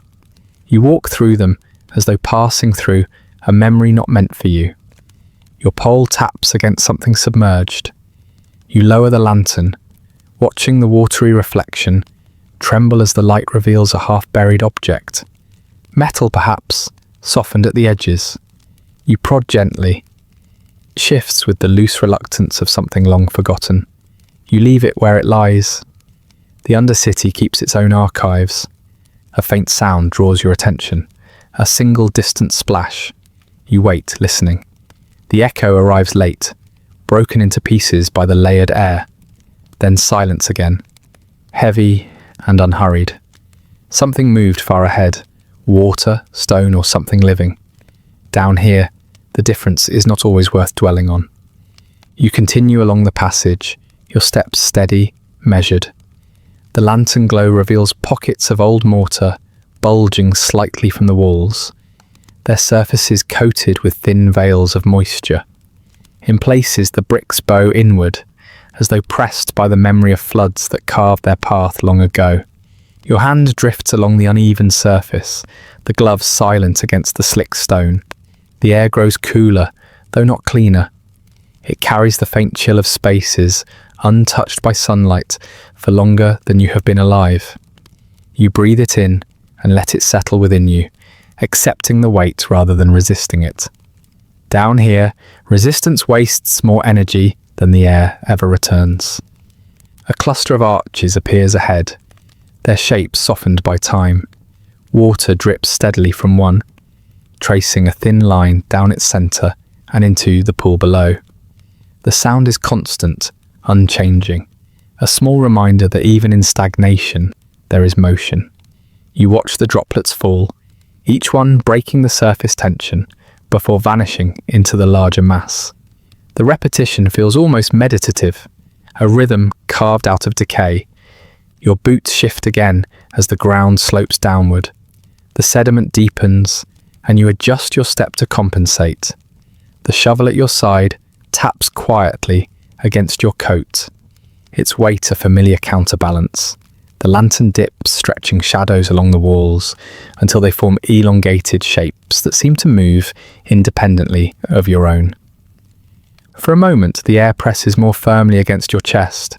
You pause, inhaling carefully through the cloth near your collar. The metallic taste rises again, stronger now, settling along your tongue like a thin film. You swallow against it, accustomed enough that the discomfort feels more like an expected greeting than a warning. You move deeper still. The space narrows before expanding abruptly into a cavernous pocket, one of the old storm chambers, you suspect, built to hold runoff before the system outgrew it. The room's ceiling rises high above the reach of your lantern, dissolving into a darkness thick enough to swallow the light. Your flame flutters uneasily, its glow shrinking as if afraid of the space. You stand at the threshold, the stagnant air pooling heavily at your feet. The chamber feels like a held breath, trapped, suspended, uncertain. Even the water seems reluctant to move, collecting in shallow stretches that mirror the ceiling's darkness. You take a step forward, the sound swallowed instantly. A second step meets only silence. The chamber listens, indifferent. Your breathing slows again. Each inhale draws in air steeped in quiet centuries. Each exhale releases something lighter, though the difference is barely noticeable. You let your eyes adjust to the faint details the lantern offers. The glitter of moisture on distant stone, the pale outline of old reinforcement beams, the slow drift of a thin layer of fog along the floor. You walk carefully along the chamber's edge, keeping to the narrow strip of stone that looks most willing to cooperate. The shovel shifts at your side. The pole rests easily in your other hand. The lantern hangs between them like a mediator, its glow diffusing softly into the stale air. The chamber's breath remains close around you, dense, metallic, ancient. It presses at your senses, encouraging thought to slow, encouraging movement to narrow into something methodical. Down here, even your mind walks carefully. As you reach the far end of the chamber, the tunnel resumes. Not welcoming, just available. The stagnant air lingers for a moment longer before thinning into the familiar heaviness of the main routes. You step forward, lantern leading the way, letting the Undercity's old breath settle behind you like a chapter the tunnel closed on its own. The darkness shifts, making room for the next stretch of your path. The tunnel ahead shifts subtly, the air losing some of its weight as you step away from the stagnant chamber. The lantern's glow stretches a little farther now, settling into the bricks with a familiarity that almost feels like relief. The floor firms beneath your boots, though the stone carries its own kind of fatigue, an old fatigue etched into every uneven line and darkened seam. You adjust your grip on the pole, feeling the damp wood press steadily into your palm, and let the quiet guide you onward. A faint draft brushes the back of your neck, not fresh, not clean, just marginally less tired. It moves across the tunnel like a gentle reminder of structural age, stirring the settled air into slow waking motion. The lantern flame bends toward the draft, stretching its glow into the dim corridor where the brickwork begins to change. You lift the light higher, watching the walls lean inward slightly, their surfaces bulging in places where centuries of pressure have left their quiet marks. You slow your steps, letting the details come into focus. The brick has grown soft at the joints, mortar thinning in thin, brittle lines. Some areas sag under their own weight, creating shallow hollows that catch the glow like tired eyes. Other sections crack in delicate patterns, fractures that spread like the veins of dried leaves. You know these shapes too well. They speak a language of deferred decisions, the kind written in reports that sit ignored until the inevitable demands attention. You raise the lantern closer to one spot where the bricks bow outward. The bulge isn't dramatic, but it's enough to shift the wall's symmetry into something uneasy. You lean in, tapping lightly with the end of your pole. The sound returns dull, thick, unconvincing. Not a collapse waiting to happen. Not yet, but something preparing its arguments. You exhale through your nose, the breath barely audible. The quiet settles back around you, accepting your presence without comment. The tunnel here carries a different kind of history. Above ground, people speak about progress and engineering marvels, as though the city's foundations were flawless and eternal. Down here, the truth is written openly in the crumbling edges, in the slow seep of water from joints that have already been patched too many times, in arches sagging just enough to remind you that their creators never imagined the weight of a growing metropolis pressing down decade after decade. Bureaucrats once approved these tunnels with confident signatures, sealing the fate of future workers with ink that dried quickly and flaked away long before the mortar did. They checked boxes, filed papers, reassured the public that everything was under control. You walk through the consequences of those reassurances now, boots nudging stones that no longer sit flush, lantern reflecting against surfaces shaped more by resignation than maintenance. You shift closer to an arch that has begun to sag at its midpoint. At first glance, it still appears structurally sound, its shape intact, its curve holding, but the lantern reveals subtler truths. Fine cracks spreading along the keystone, tiny flecks of mortar dropping at irregular intervals, the faint line of moisture creeping downward in a slow descent. You place your gloved hand gently against the stone. It feels cooler than the air around it, as though clinging to the memory of a time when the structure bore less burden. Your fingertips press lightly, not to test strength, but to acknowledge strain. The arch remains still, yet the stillness feels earned, not assured. The water in the channel moves with quiet persistence. It flows beneath the weakening structures without hesitation, without interest in the state of the walls above it. Waste travels regardless of structural politics. The city depends on this movement, but rarely acknowledges the system that carries it. Your lantern reflects faintly on the surface, the light bending and stretching over ripples formed by your nearby steps. Even the water seems to regard the failing brickwork with indifference. You follow the tunnel as it bends sharply, revealing another stretch where neglect writes itself in slow, unembellished detail. Seams leak in thin threads, tracing pale paths down the brick and pooling at the tunnel's base. Where the moisture gathers, the stone darkens into muddy, uneven patches. You step around them carefully, not because they threaten you directly, but because each one is a small reminder of a larger, ongoing surrender.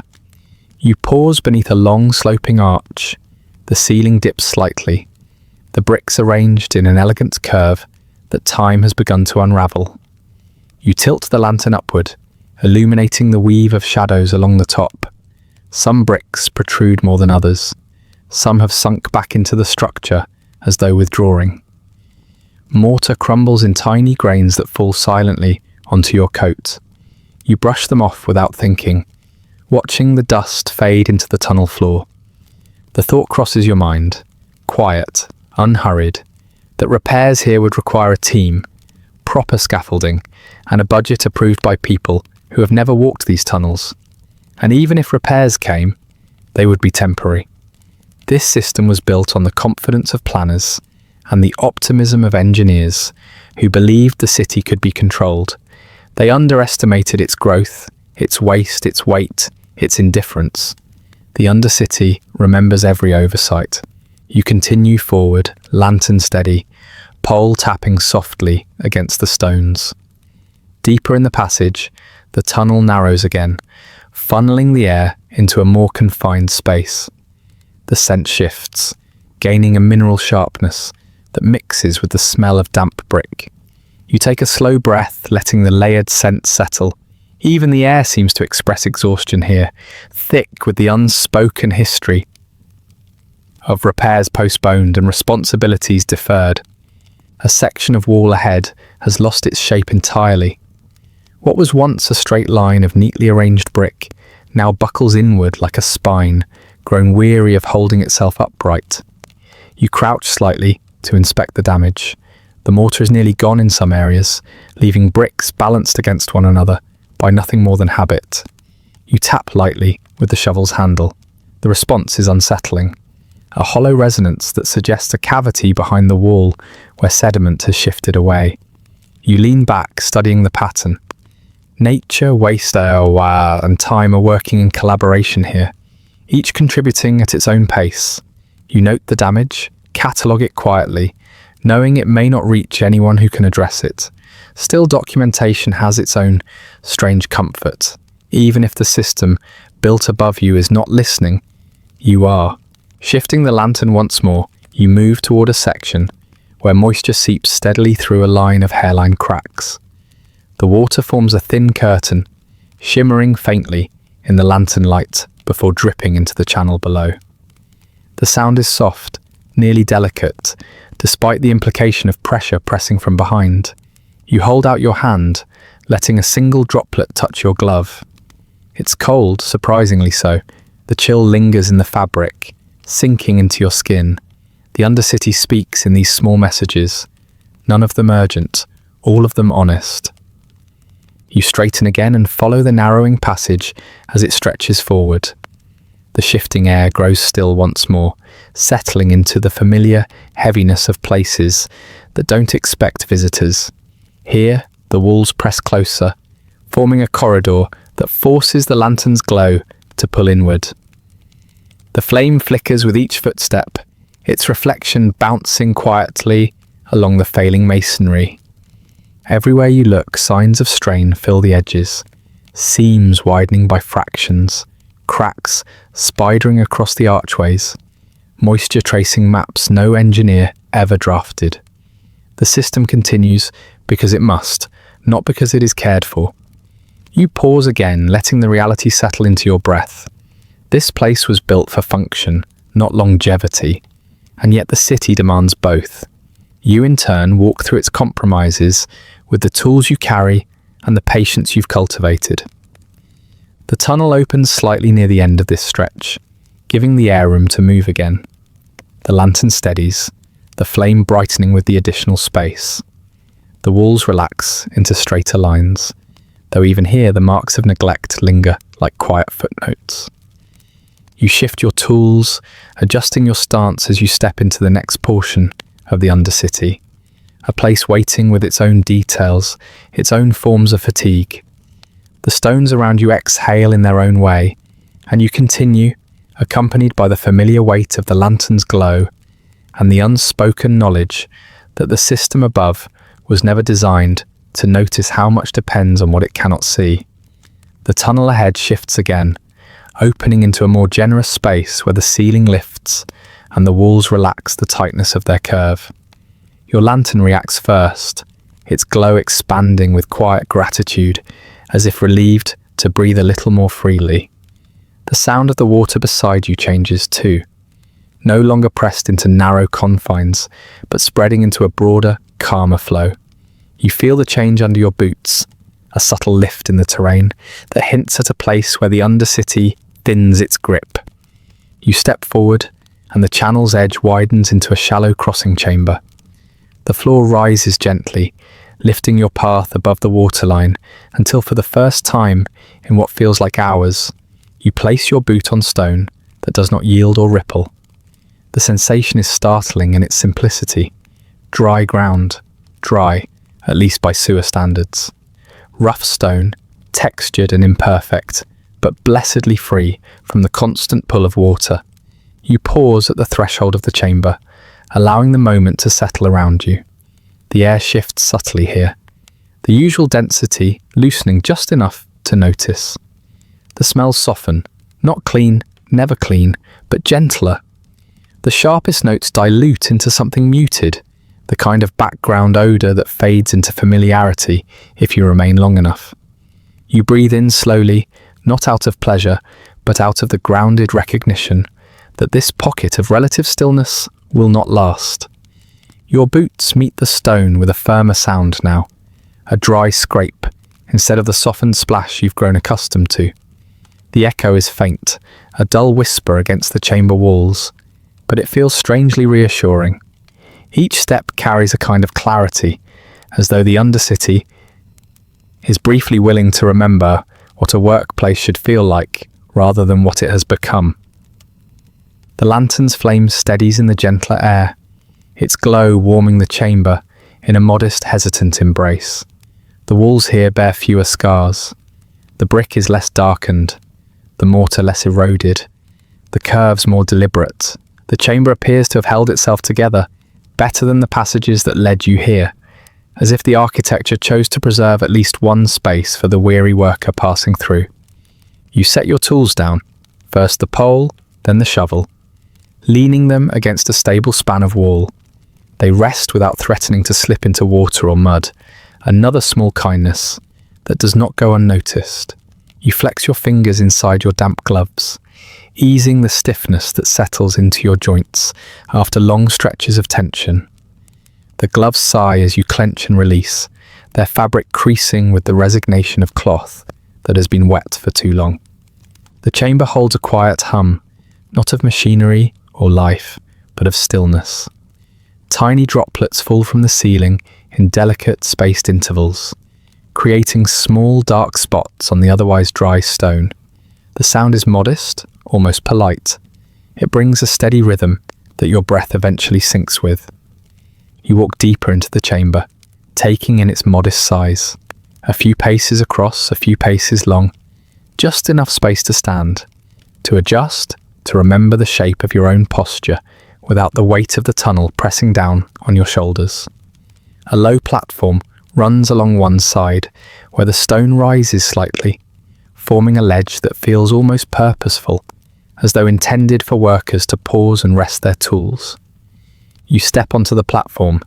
The surface is uneven, but stable, ridged from years of wear, but holding firm. You lower yourself onto it carefully, easing onto the stone with the quiet understanding that the moment is both necessary and temporary. The coat folds around you with its usual heaviness, but on dry ground it feels less intrusive, more like a layer participating in the brief respite. For a few breaths, you let the weight of the day settle without pushing back. You feel the ache in your shoulders soften, the dull tug in your lower back shift into something more bearable. Your boots loosen their grip on your ankles, their leather warming slightly now that they're not soaked through.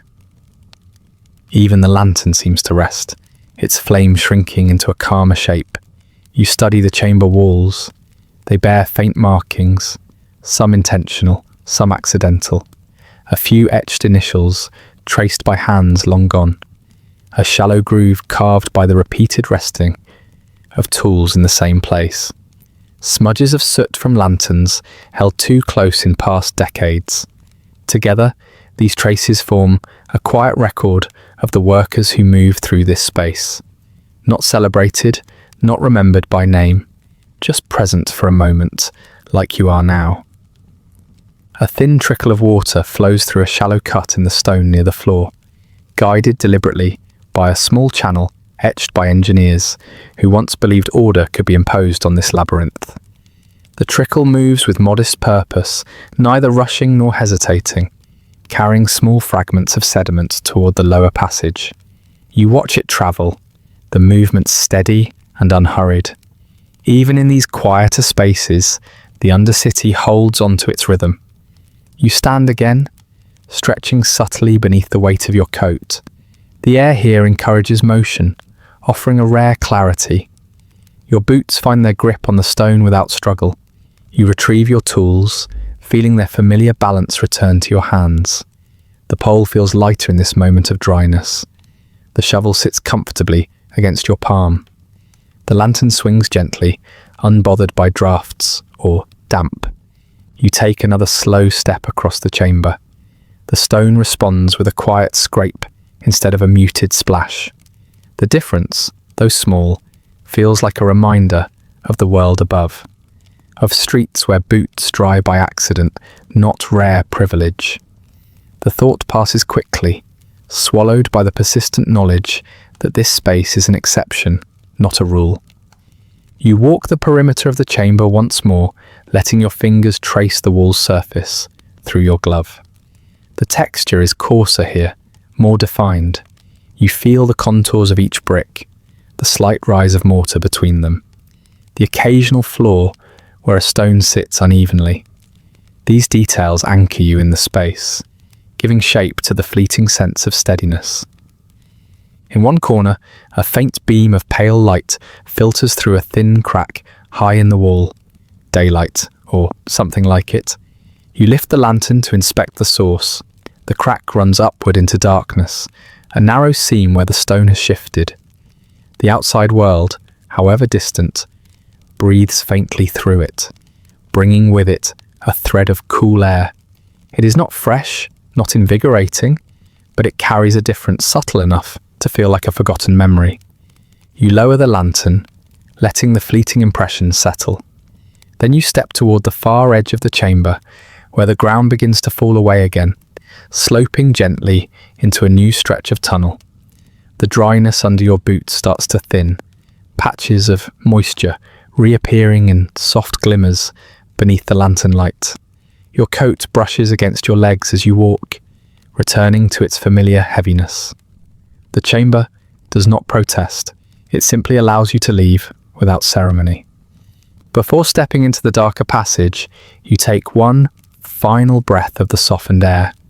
It holds no promise of comfort, but it offers a moment of clarity, a brief reminder that even in a place shaped by decay and burden, there are pockets of relief woven quietly into its design. Your boots reach the threshold where the dry stone meets the damp again. The sound shifts as expected, the scrape turning into a muted splash that blends seamlessly into the tunnel's ambience. The lantern's glow narrows, the walls pulling closer once more. The tools settle into place at your sides. You walk forward, carrying the chamber's brief steadiness with you, not as comfort but as a small steadying rhythm folded into your steps. The Undercity closes around you again, patient and indifferent, as you continue deeper along the winding path it offers. The tunnel narrows again as you leave the crossing chamber behind, the sound of your steps returning to their steady, muted resonance against damp stone. The lantern's glow stretches forward in a narrow path, and the familiar weight of the air settles back around your shoulders. Your tools shift gently with each movement, tapping softly against your coat like small reminders of the work still waiting. Ahead, the passage bends in a slow arc, hiding whatever lies beyond. The air carries a faint disturbance, not a draft exactly, but the suggestion of someone moving through the space with care. You listen for a moment, letting the sound resolve itself. A boot's soft scrape, the quiet clink of metal, the lingering cadence of deliberate steps. Not hurried, not hesitant, simply present. You round the bend and find the source, a fellow worker standing near a patch of firmer ground, where the water thins into scattered droplets. His lantern hangs from one hand, casting a subdued halo around him. His coat looks much like yours, heavy, tar-stiffened, shaped by long hours in these corridors. His boots carry the same weary coating of sediment. He lifts his head when he hears you approach, acknowledging your presence without surprise. In his other hand, he holds a folded slip of paper, thin, crinkled, and far too clean for its surroundings. Even from a distance, you recognize the texture of the surface world in it. Paper like that doesn't survive long down here, unless someone just delivered it. He raises it slightly, a gesture that conveys both offering and apology. You approach at an even pace, stepping onto the slightly raised patch of stone where the water recedes just enough to let the air breathe. The man nods toward the paper. "Message came down," he murmurs, though the tunnel muffles the words into something softer. He does not read it aloud. He simply holds it out to you, letting you take it in your gloved hand. The paper feels wrong in your grip, too crisp, too dry, too hopeful. You unfold it carefully, mindful that the humidity may already be conspiring against the ink. The handwriting is neat but hurried, the kind produced by someone who writes without ever needing to imagine where the receiver stands while reading it. You scan the words, and there it is. That tone you've come to expect. Vague instructions, delivered with formal optimism. A request to monitor specific flow irregularities in an area defined only by approximate street names. A cheerful reminder to exercise caution when navigating potentially unstable structures. A closing line that wishes you continued success in maintaining the city's essential functions, as though the sewer were a tidy workshop lit by warm lamps and tidy shelves. You read it once more, slowly, allowing the absurd distance between the message and the reality around you to settle. The surface writes as though the Undercity were merely another department, as though the smell were theoretical, the danger abstract, the labour sanitized into manageable terminology. You fold the paper again, carefully, because habit insists on respecting the fragile things sent down here even when they do not reciprocate the courtesy. The other worker watches you, his expression steady but unreadable. He knows the tone too. Every worker does. Messages like this arrive sporadically, offering encouragement from people who will never see the stains on their own directives after an hour in the tunnel air. You hold the paper out for him, but he shakes his head lightly. "Yours to carry, too," he mutters. A half-joke, half-truth. The kind of humour that survives down here, only because it has to. You slip the folded note into an inner pocket, where it will be safe from water, but not from futility. The pocket carries an odd stiffness now, as though the message is settling into its role as an unwanted companion. The worker shifts his weight, adjusting the lantern at his side. You notice the wear on his gloves, the way the fingertips sag from saturation. His boots appear slightly more battered than yours, though that may just be the lantern's angle.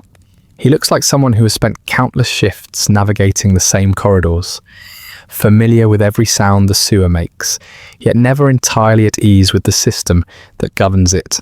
He does not linger. Workers rarely do. Conversations in the Undercity tend to be efficient, stripped of anything unnecessary. He nods once more, a small gesture of acknowledgement, and steps past you toward the passage you just walked through. His lantern trails behind him, the glow shrinking as he fades into the bend and disappears into the low hum of the tunnel.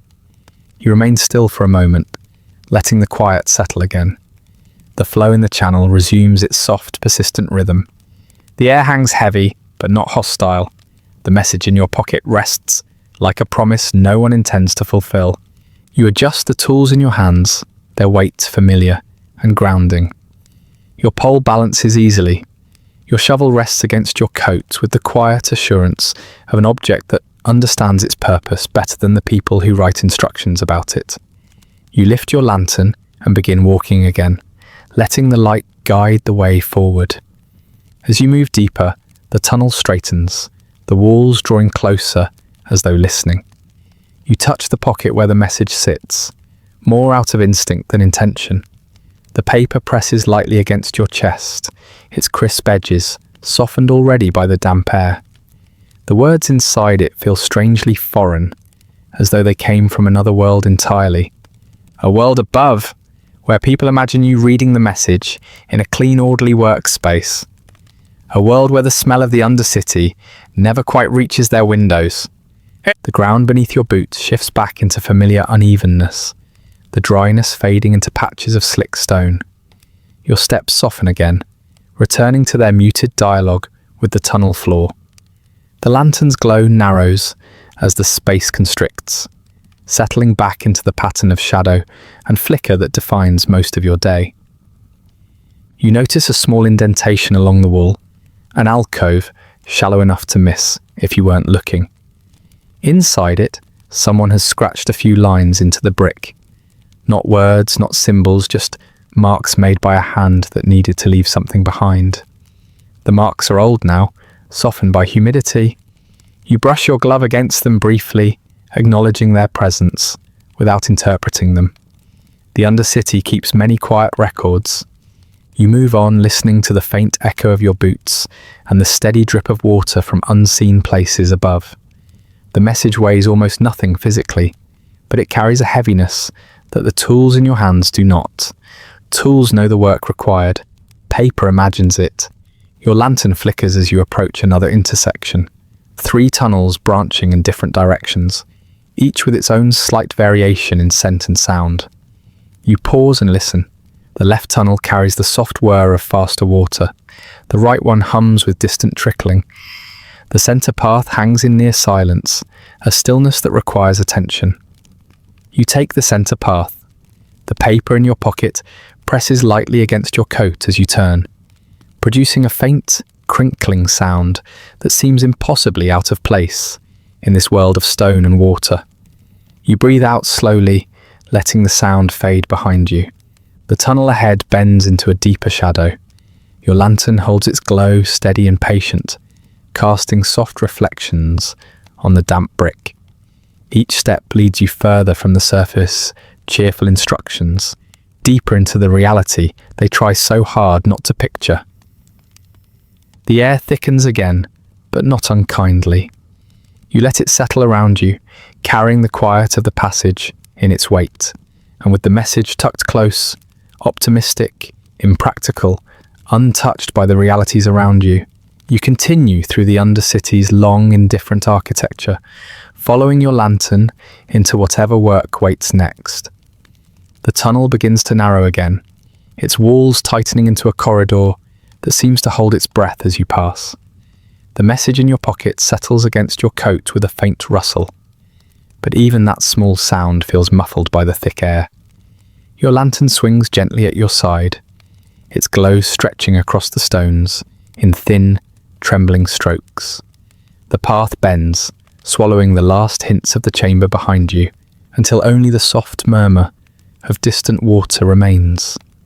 The air cools with each step, not sharply, just a gradual sinking of temperature that creeps along your boots, climbs your coat, and settles at the back of your neck. You slow your breathing to match it. The lantern flickers once, as though reacting to the shift, the flame bending inward like a tired spine. It steadies for a moment, then falters again. You lift it slightly, angling the glass to shield it from what little draught exists here. But the flame continues its uneasy dance, thinning into a pale, trembling thread. The darkness around you thickens in response, leaning closer as if waiting for an invitation. You take a cautious step forward. The tunnel responds with a dull echo that feels strangely hollow, as though half the sound is swallowed before it can return to you. The flickering grows more pronounced now, stretching shadows into long uneven shapes that slide across the walls like silent, uncertain figures. They shift with each tremor of the flame, rising and collapsing in patterns the mind tries to interpret before remembering not to. You hold the lantern higher, but the flame shrinks again, dimming into a fragile ember of light. For a moment, the corridor ahead vanishes, not physically, just visually, swallowed in darkness so complete it presses at your eyelids, despite being in front of you. The air settles heavier across your shoulders, the chill deepening as though the tunnel itself has exhaled something long stored. The flame struggles, quivers, almost dies. You pause, not out of fear, but out of recognition. This is the kind of quiet that has lived down here longer than any worker. A quiet that waits, a quiet that observes, a quiet that welcomes you only by promising nothing. You lower your tools gently to avoid upsetting the weak flame. The shovel rests beside your boot. The pole leans against the stone with a faint tap that echoes more than the sound deserves. You cup your hand around the lantern's glass, shielding it further. The flame responds by pulling itself upright again, though only barely, a thin line of light floating in a sea of shadow. You breathe slowly, giving the air time to settle. The metallic taste returns, faint but insistent, the kind of taste that reminds you the atmosphere here is more history than oxygen. Another flicker, another dimming, a pause that feels like the lantern is deciding whether to continue. You tighten your hold, gently, firmly, as though your grip alone can encourage it. The flame sways, leans sideways, nearly collapses on itself, then claws upward just enough to show the path again, in small fractured patches. You take a step. The darkness recoils slightly, only to rush forward again as the flame wavers. The cold intensifies.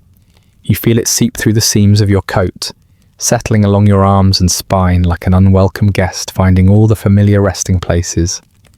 Your boot scrapes softly against the stone, each movement precise, careful. The floor beneath you feels uneven. Not dangerously so, just unfamiliar enough to demand attention. You tilt the lantern toward the wall, letting its weak glow reveal the texture of the bricks. They appear darker than usual, their edges softened by years of condensation. Moisture glistens in thin streaks, catching the light before disappearing into the shadows. The surface feels colder when you brush your glove against it, a chill that runs deeper than the air. Your breath slows, your body stills. The world contracts into a small, trembling circle of light. The darkness presses forward, as if sensing opportunity, not aggressively, but out of habit. Down here, light is always borrowed, always temporary, and the darkness knows how to reclaim what's owed. You lift the lantern slightly higher, giving the flame a moment to stretch upward. It responds with a weak flare, only to shrink immediately after. The glass fogs faintly from the cold, the flame now little more than a fragile memory of fire. You move again, guided by the slivered light. The path narrows further, forcing you to angle your body to avoid brushing against the bricks. Your coat scrapes softly against the wall, leaving faint streaks of tar-darkened fabric in its wake. The shovel taps lightly against your hip as you steady the lantern, the metal's cool surface reminding you of its quiet patience. Another flicker, sharp this time, like a heartbeat interrupting itself. The darkness reaches closer. You feel it settle, just beyond your fingertips. The air drops another degree. Your breathing becomes intentional, each inhale measured, each exhale controlled. The lantern steadies slightly in your grip, as if aligning its rhythm with yours. The flame stretches upward again, reluctant but obedient, creating a thin ribbon of gold that illuminates only a few feet ahead, enough to continue, not enough to be reassured. The tunnel floor slopes gently downward, forming a subtle incline that pulls your boots forward. The stone grows slick in places where old runoff has polished it smooth. Your steps become smaller, more deliberate. The lantern sways with each movement, shadows gliding along the walls like silent attendants. Then, without warning, the flame dips low, almost extinguished. The world shrinks into a single, trembling glow, barely enough to mark where the tunnel ends and where the void begins. You hold the lantern closer to your chest, feeling its faint warmth fight against the cold air, pressing inward. A long moment passes. The flame quivers, trembles, then regains itself by a thread. You exhale quietly, not relief exactly, just acknowledgement. The lantern survives out of habit, much like you, not out of optimism, not out of strength. Just because continuing feels easier than stopping. You move forward again, step by cautious step. The darkness remains at your back and sides, never rushing, never receding, just waiting for the flame to falter. You feel its presence as a cold pressure, not menacing, simply inevitable. You lift the lantern one more time. Its glow stretches a little farther now, though still faint. The tunnel widens by a small measure, offering a slightly broader path. The air loosens again. Not warmer, but less tightly held. Your boots find firmer ground. The stone beneath you steadies, reshaping itself into a more familiar pattern. The flame flickers once more, softer this time, then steadies, then grows a little, just enough for the shadows to thin. You let your shoulders drop by a fraction. The pole resumes its weight in your hand. The shovel settles against your leg. The darkness lingers behind you, but its grip loosens as the lantern breathes again. You walk, trusting its fragile glow, not because it deserves trust, but because habit is sometimes stronger than certainty. The flame burns on, thin but persistent, guiding you deeper into the Undercity's waiting quiet. The lantern no longer argues with you. Its glow has settled into a reliable, modest band that outlines the ladder in front of you and traces the path where your boots have worn the stone smooth. You collect your tools with the casual ceremony of someone packing away instruments that have done their small, stubborn work for the day. The pole fits back into your grip with the same imperfect fit it always finds. The shovel rests against your shoulder, its metal still warm from the scraping. You tuck the note you carried into a pocket you pretend is for safekeeping and step toward the rung you know by feel. The ladder's iron is cool beneath your gloved palm, slick where condensation has gathered. You test the first rung with your heel, noting the familiar vibration that travels up your leg and settles in the joints. It registers differently now, heavier somehow, as if the day has pressed itself into the metal and left part of its weight behind. You begin to climb. Each rung takes more than muscle. It requires catalogued knowledge of where to place your foot so the motion is efficient and safe. You balance by habit and by a kind of muscle memory that outlived the need for conscious thought. Your movements are slow and practiced, deliberate as ledger entries. The ladder pulls you upward in small increments, and with every rung, the Undercity loosens its hold a fraction. The air changes as you rise, not dramatically, but in definite increments. The metallic tang that clung to your breath becomes a thinner thread. The dampness remains, a patient companion, but the chill that dug into your bones earlier yields a little to the promise of warmer pockets above. Your shoulders, heavy with the weight of tar and work, begin to uncoil by degrees. You notice the rhythm of passing light on the rungs, brief flares from your lantern below where it reflects off the metal, then a soft dark as you ascend into the next segment. The ladder has its own small theatre. Each movement is an act. Your hands move along the iron in quiet succession, fingers closing and releasing in the same polite cadence they have performed for years. Halfway up, your grip tightens without warning. A small, almost comical protest echoes through your arms. A reminder that fatigue accumulates not all at once, but in accrued whispers. You pause for a breath, resting one foot on a rung and letting the other hang. The motion as natural as yawning. The world below hums in muted waves. The water's distant song, the occasional clap of a loose stone settling, the faint scuff of a passing rat receding into the network. None of it presses you now. It exists as background, familiar and undemanding. You push onward. The rungs feel slightly further apart than they did this morning. Whether it is the ladder or your own perception matters less than the fact that you accommodate the distance.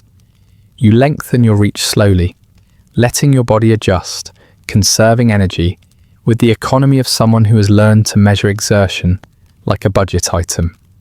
The ladder narrows as you climb, the shaft closing in until the world below is a comfortable memory rather than a presence. Light from above grows incrementally brighter, though bright is still generous. It is a gradation, a slow enfolding of the city's pale morning into the tunnel's edge. Your eyes begin to pick out colour again, the dull wash of cobbles above, a smear of early sky through a grate, the hint of soot on a nearby wall where a surface kettle has steamed. When your hand finally finds the last rung, you pause. The city's noises enter as a careful chorus. A cart creaks, a voice raises a practical question. A dog barks once and then seems to reconsider. The sounds are ordinary and bracing in their ordinariness. Your mind catalogues them without comment. People above conduct lives with breakfasts and errands. Their minutiae is not malicious, merely remote. You emerge through the manhole with a small ritual motion. Push, turn, lift. Each action performed with a practiced economy. The metal lid exhales, releasing a breath of undercity air that smells of your day. You stand for a moment on the lip, boots half in the light and half in the tunnel's shade, letting the city look at you in its muted, indifferent way. The surface seems to blink, then return to itself. You secure the tools at your side, preparing for the last short walk home. The street above is already coming to life. Shop fronts open. A baker tips a sack out onto the cobbles with the same casual disregard you have watched from below more times than you can count. A child tugs at a mother's sleeve, eager for an errand. The air here is a different vocabulary, yeasty, smoky, sharp with the smell of boiling water and fresh bread. It does not erase the undercity's presence. You can still feel the damp under your skin, the faint residue of work in the fabric of your coat. That residue is a quiet ledger. Stains, clinging grit, a smell no amount of soap will fully expel. You move through the street with that peculiar gait of someone who has been constrained into narrow spaces for hours. The shoulders slightly rounded, the steps measured and careful. People glance at you in passing with the customary blankness afforded to most public workers. They may see the tarred coat, the boots edging, but they do not look long enough to translate these details into acknowledgement. Their lack of notice is not cruelty, it is convenience. The city above favours what it can comfortably ignore. You duck into a narrow side lane, avoiding the busiest parts, and make your way toward the wash house you trust. The steps there are modest, a short climb that gives your legs a chance to reorient to the different kinds of effort walking on open ground requires. You hang your coat on the hook with a small sigh, its weight releasing onto the wood in a sound nearly identical to a pleased exhale. You unlace the boots slowly, easing the pressure from your feet and letting the circulation return in a polite, measured way. The wash is simple. A basin heated by coals someone tends on the premises, a bar of soap that appears more industrious than luxurious. You immerse your hands in the warm water, feeling the heat seep toward bones that have grown used to chill. The motion is careful. You scrub at the glove's interior, where dampness has set stubbornly. You work at the collar, where tar and smoke have matted the fibres. The water goes dark more quickly than you expect, carrying away the day in small oily threads. As you clean, your movements slow further. The rhythm is meditative, practical. You're not washing to erase the undercity entirely. Such a thing is impossible. But to make your person acceptable in the routines of the surface. To be presentable enough for a meal, for conversation that will never probe deeply, for a bed that will not question the dirt's right to remain. A fellow worker passes by the doorway and nods once, sharing the same trimmed exhaustion in his features. He does not linger. Greetings are brief down here. The language of workers is economized to preserve energy for tasks that cost more than words. You exchange a small half-joke about the weather, dry humour in both senses, but the laughter that follows is thin and polite, the sort that knows restraint. You dry your hands on a coarse towel and sit for a moment on a low stool, letting the heat from the wash infuse your limbs. The day's sensations are catalogued like receipts. A splinter here, the faint ache of a pulled muscle there, the smell that won't quite leave your coat. There is a weariness to it that is as much mental as it is physical. Something like the erosion of attention that long exposure to indifference creates. The city has not changed because you have been below it. It hums on, indifferent and functioning. Yet you carry it with you. In the stiffness of your coat, the small grits that cling to your cuffs, the way your breath always recalls a certain metallic note if you let your mind drift. Daylight does not wash these things away. It reorders them, places them in different categories. Private inconveniences rather than public concerns. You rise from the stool slowly, the joints complaining in polite, familiar ways. You gather your belongings, wrap the still, damp coat around yourself, and step back into the street. The light here is gentler than the lanterns, yet harder in how it reveals surfaces. The city stares in its ordinary manner. You walk toward the short lane that leads to your lodgings, each step measured and steady. The night's work will wait for its appointed return. You will rest, however briefly, and the city will continue its trusted practice of looking away. You move on, carrying the day's small rituals with you. The climb, the wash, the careful cataloguing of aches. Above you, the sky looks indifferent but kind, pale and untroubled. The undercity breathes beneath your feet, patient and unhurried, and you're part of its continuing story. Necessary, unseen, and quietly persistent. The light above the street stretches long across the cobbles, thinning into the kind of early evening that doesn't commit to warmth or cold. You step out of the washhouse, with your coat still damp around the seams, its weight rearranged but not lifted. The air outside is different, brisk, edged with chimney smoke, and the faint smell of supper drifting through shutters. But the shift is more polite than cleansing. You breathe it in slowly, letting it settle into you without expecting relief. Your boots press into the street with a firmer sound than they made below, though traces of the undercity cling to them in fine, stubborn layers. Dust scatters from your steps, catching what remains of the daylight. You feel the softness in your legs that comes after long hours of wading and climbing, a heaviness that seems to gather in pockets, present even when you stand still.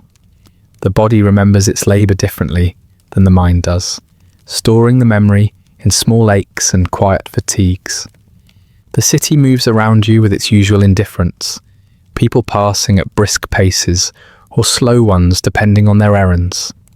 A shopkeeper sweeps the front stoop of a bakery, pushing flour-dusted crumbs into a small pile that will be forgotten by morning. A man at a nearby stall lowers a crate of vegetables, wiping his hands on a cloth too clean to understand your day. Children dart past, laughing in short bright bursts that rise above the street like startled birds. Their joy brushes against you lightly, then moves on. You adjust the strap of your lantern, now extinguished but still warm against your side. The metal carries the faint scent of heat and smoke, hints of the undercity's breath that linger even after the flame dies. It taps your hip gently. as you walk, a small reminder of the dark spaces waiting beneath the grid of streets.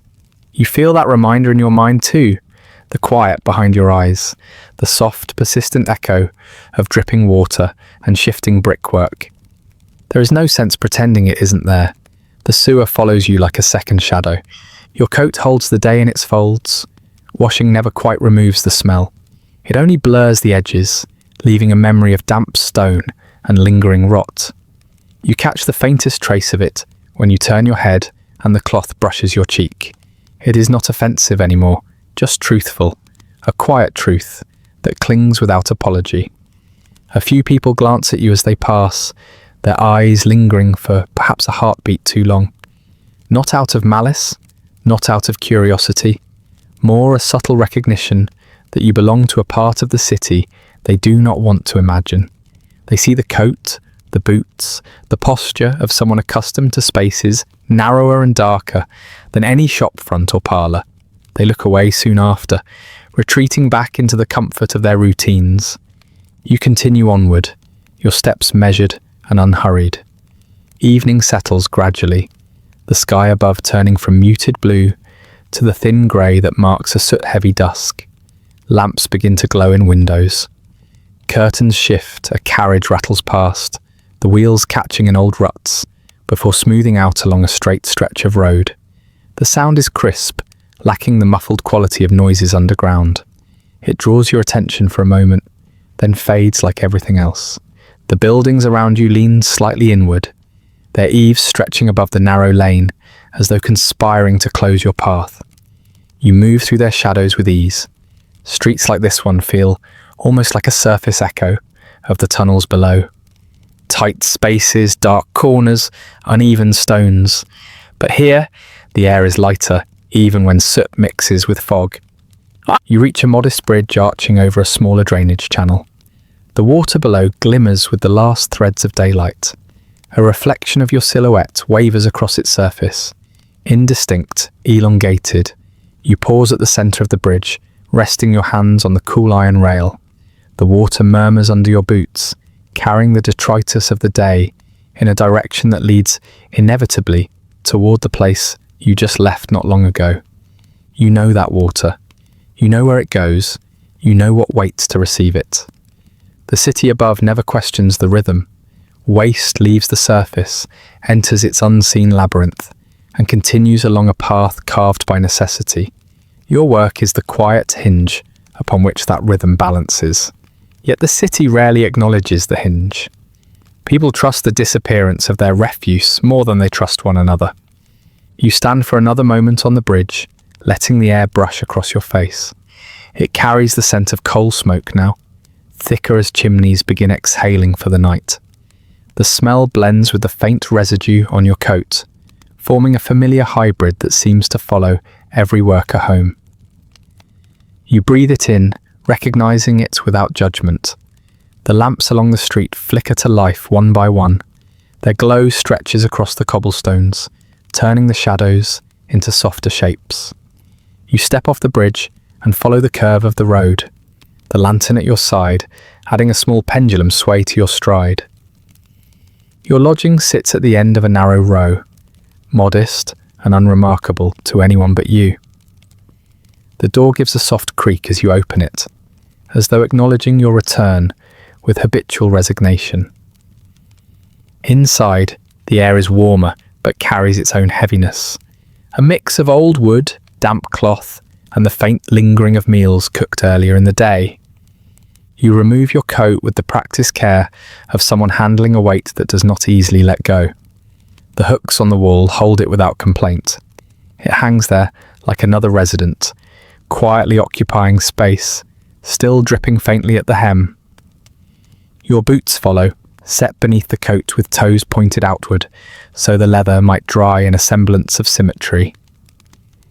You wash your hands again, not out of necessity, but out of ritual, letting the water run cool over your skin. Small flecks of silt swirl away, disappearing down a drain that leads inevitably toward the same labyrinth you climbed out of not long ago. You sit on the edge of the bed, feeling the springs shift beneath your weight. The quiet of the room settles around you, different from the quiet of the tunnels, but carrying its own kind of tired patience. You lean forward, elbows on your knees, and let your breath fall into a slow, even cadence. For a few minutes, you allow yourself stillness. Not rest exactly, just stillness. A pause between the work done and the work waiting. Outside, the city continues its evening routines. A cart rolls past, wheels clicking softly against the uneven stones. Someone laughs in the distance, a short ephemeral sound that disappears as quickly as it rises. A cat crosses the lane, brushing against a lamppost before vanishing into the shadows. You listen to these noises with the detached awareness of someone who has spent most of the day listening to a different kind of soundtrack. Dripping water, scraping metal, shifting debris, the low hum of the undercity breathing in its own rhythm. You rise slowly, feeling the day in your joints, the work in your shoulders. The room is dim now, lit only by the faint glow from the street outside. You move toward your small table, set a cup on its surface, and fill it with water from a pitcher. You drink quietly, the coolness settling inside you like a reminder that your body occupies more than just the tunnels. Yet the tunnels occupy you. They linger in the folds of your coat, in the way your hair still smells faintly of damp stone, in the heaviness behind your eyes. They shape the pace of your evening, the way you breathe, the way you lower yourself into bed with careful movement, as though the earth might shift beneath you even here. You lie down eventually, letting the mattress take your weight. The ceiling above you stretches in stillness, painted by shadows from the street lamp outside. You close your eyes. The darkness here is gentler than the one below, but it is still darkness. Your mind drifts, tracing the shape of narrow passages, the arch of old brick, the sound of distant water. None of it frightens you. None of it surprises you. It simply follows you, as it does every evening, settling into the space between your thoughts. The sewer never leaves. It waits quietly at the edge of sleep, in the breath you release as you drift, in the subtle ache that reminds you dawn will arrive. And with it, the descent. The evening never washes you clean. It only rearranges what remains. And you accept this, slowly, quietly, as the city outside draws its curtains and the undercity waits for your return. And that brings us to the end of tonight's story.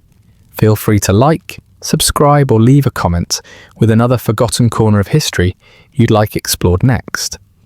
If you'd like early access to more of these quiet descents into forgotten history, ad-free audio of the episodes, or just want to support the show, there's a link to the Patreon in the description. If you're listening on a podcast app, a rating or review helps more people find their way to these stories. And special thanks to the supporters who make this show possible, including our chroniclers, Andrew S., Rich Davis, and Leslie Schofield. Sleep well.